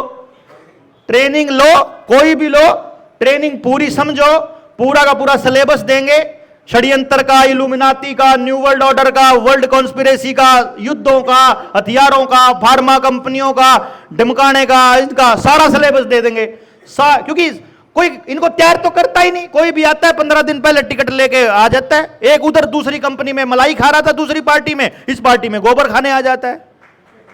ऐसा नहीं चलेगा। हमारा काम क्या है? जनता के बीच से आए हुए आदमी, तैयार किए हुए आदमी, और तैयार किए हुए आदमी नहीं है। अगर एक एमएलए बनेगा तो 299 को हम ये कहेंगे कि इसकी एक गलती और इसका इस्तीफा हम लेंगे हैं? और फिर तुम्हारे इनमें से किसी का नंबर आएगा तो 299 के 299 24 घंटे ऐसे तैयार रहेंगे, बेटे तेरा नंबर आने दो, तू गलती कर। है अभी तो क्या है, कोई गलती करता कोई बोलता ही नहीं है। अब बोलने वाले योद्धा तैयार कर देंगे हम। इधर से स्कूल चल रहा होगा, अंदर से लॉन्ग टर्म के योद्धा तैयार हो रहे हैं, बाहर ये चल रहा है तो इधर जो है ये राजनीति में इनकी लड़ाई लड़ने वाले। तो अब उनके सिस्टम में अपना आदमी जाएगा, उनकी विधानसभा में, उनकी पार्लियामेंट में, चोरों की पार्लियामेंट में हमारे आदमी जाएंगे और अंदर से जाके खोखला करेंगे उसको। फिर जैसे उन्होंने हमारे गांव में आकर के हमारे इस व्यवस्था को खोखला किया ना, जैसे उन्होंने द्रौपदी मुर्मू को राष्ट्रपति बना करके आदिवासियों को तोड़ रहे हैं, आदिवासियों का घर उजाड़ रहे हैं। समझ गए?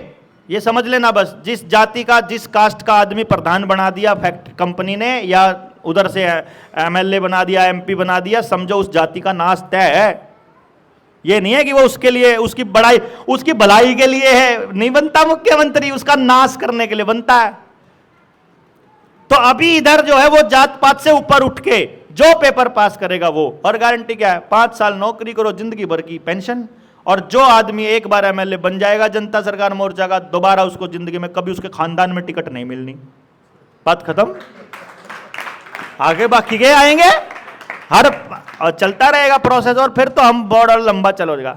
पॉसिबल है प्रैक्टिकली।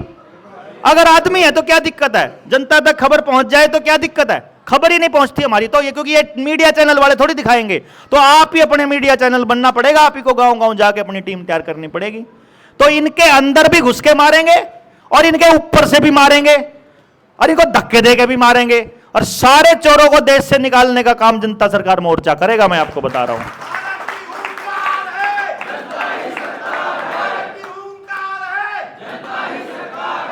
फिर जोर से ही बोल दो, भारत की हुंकार है,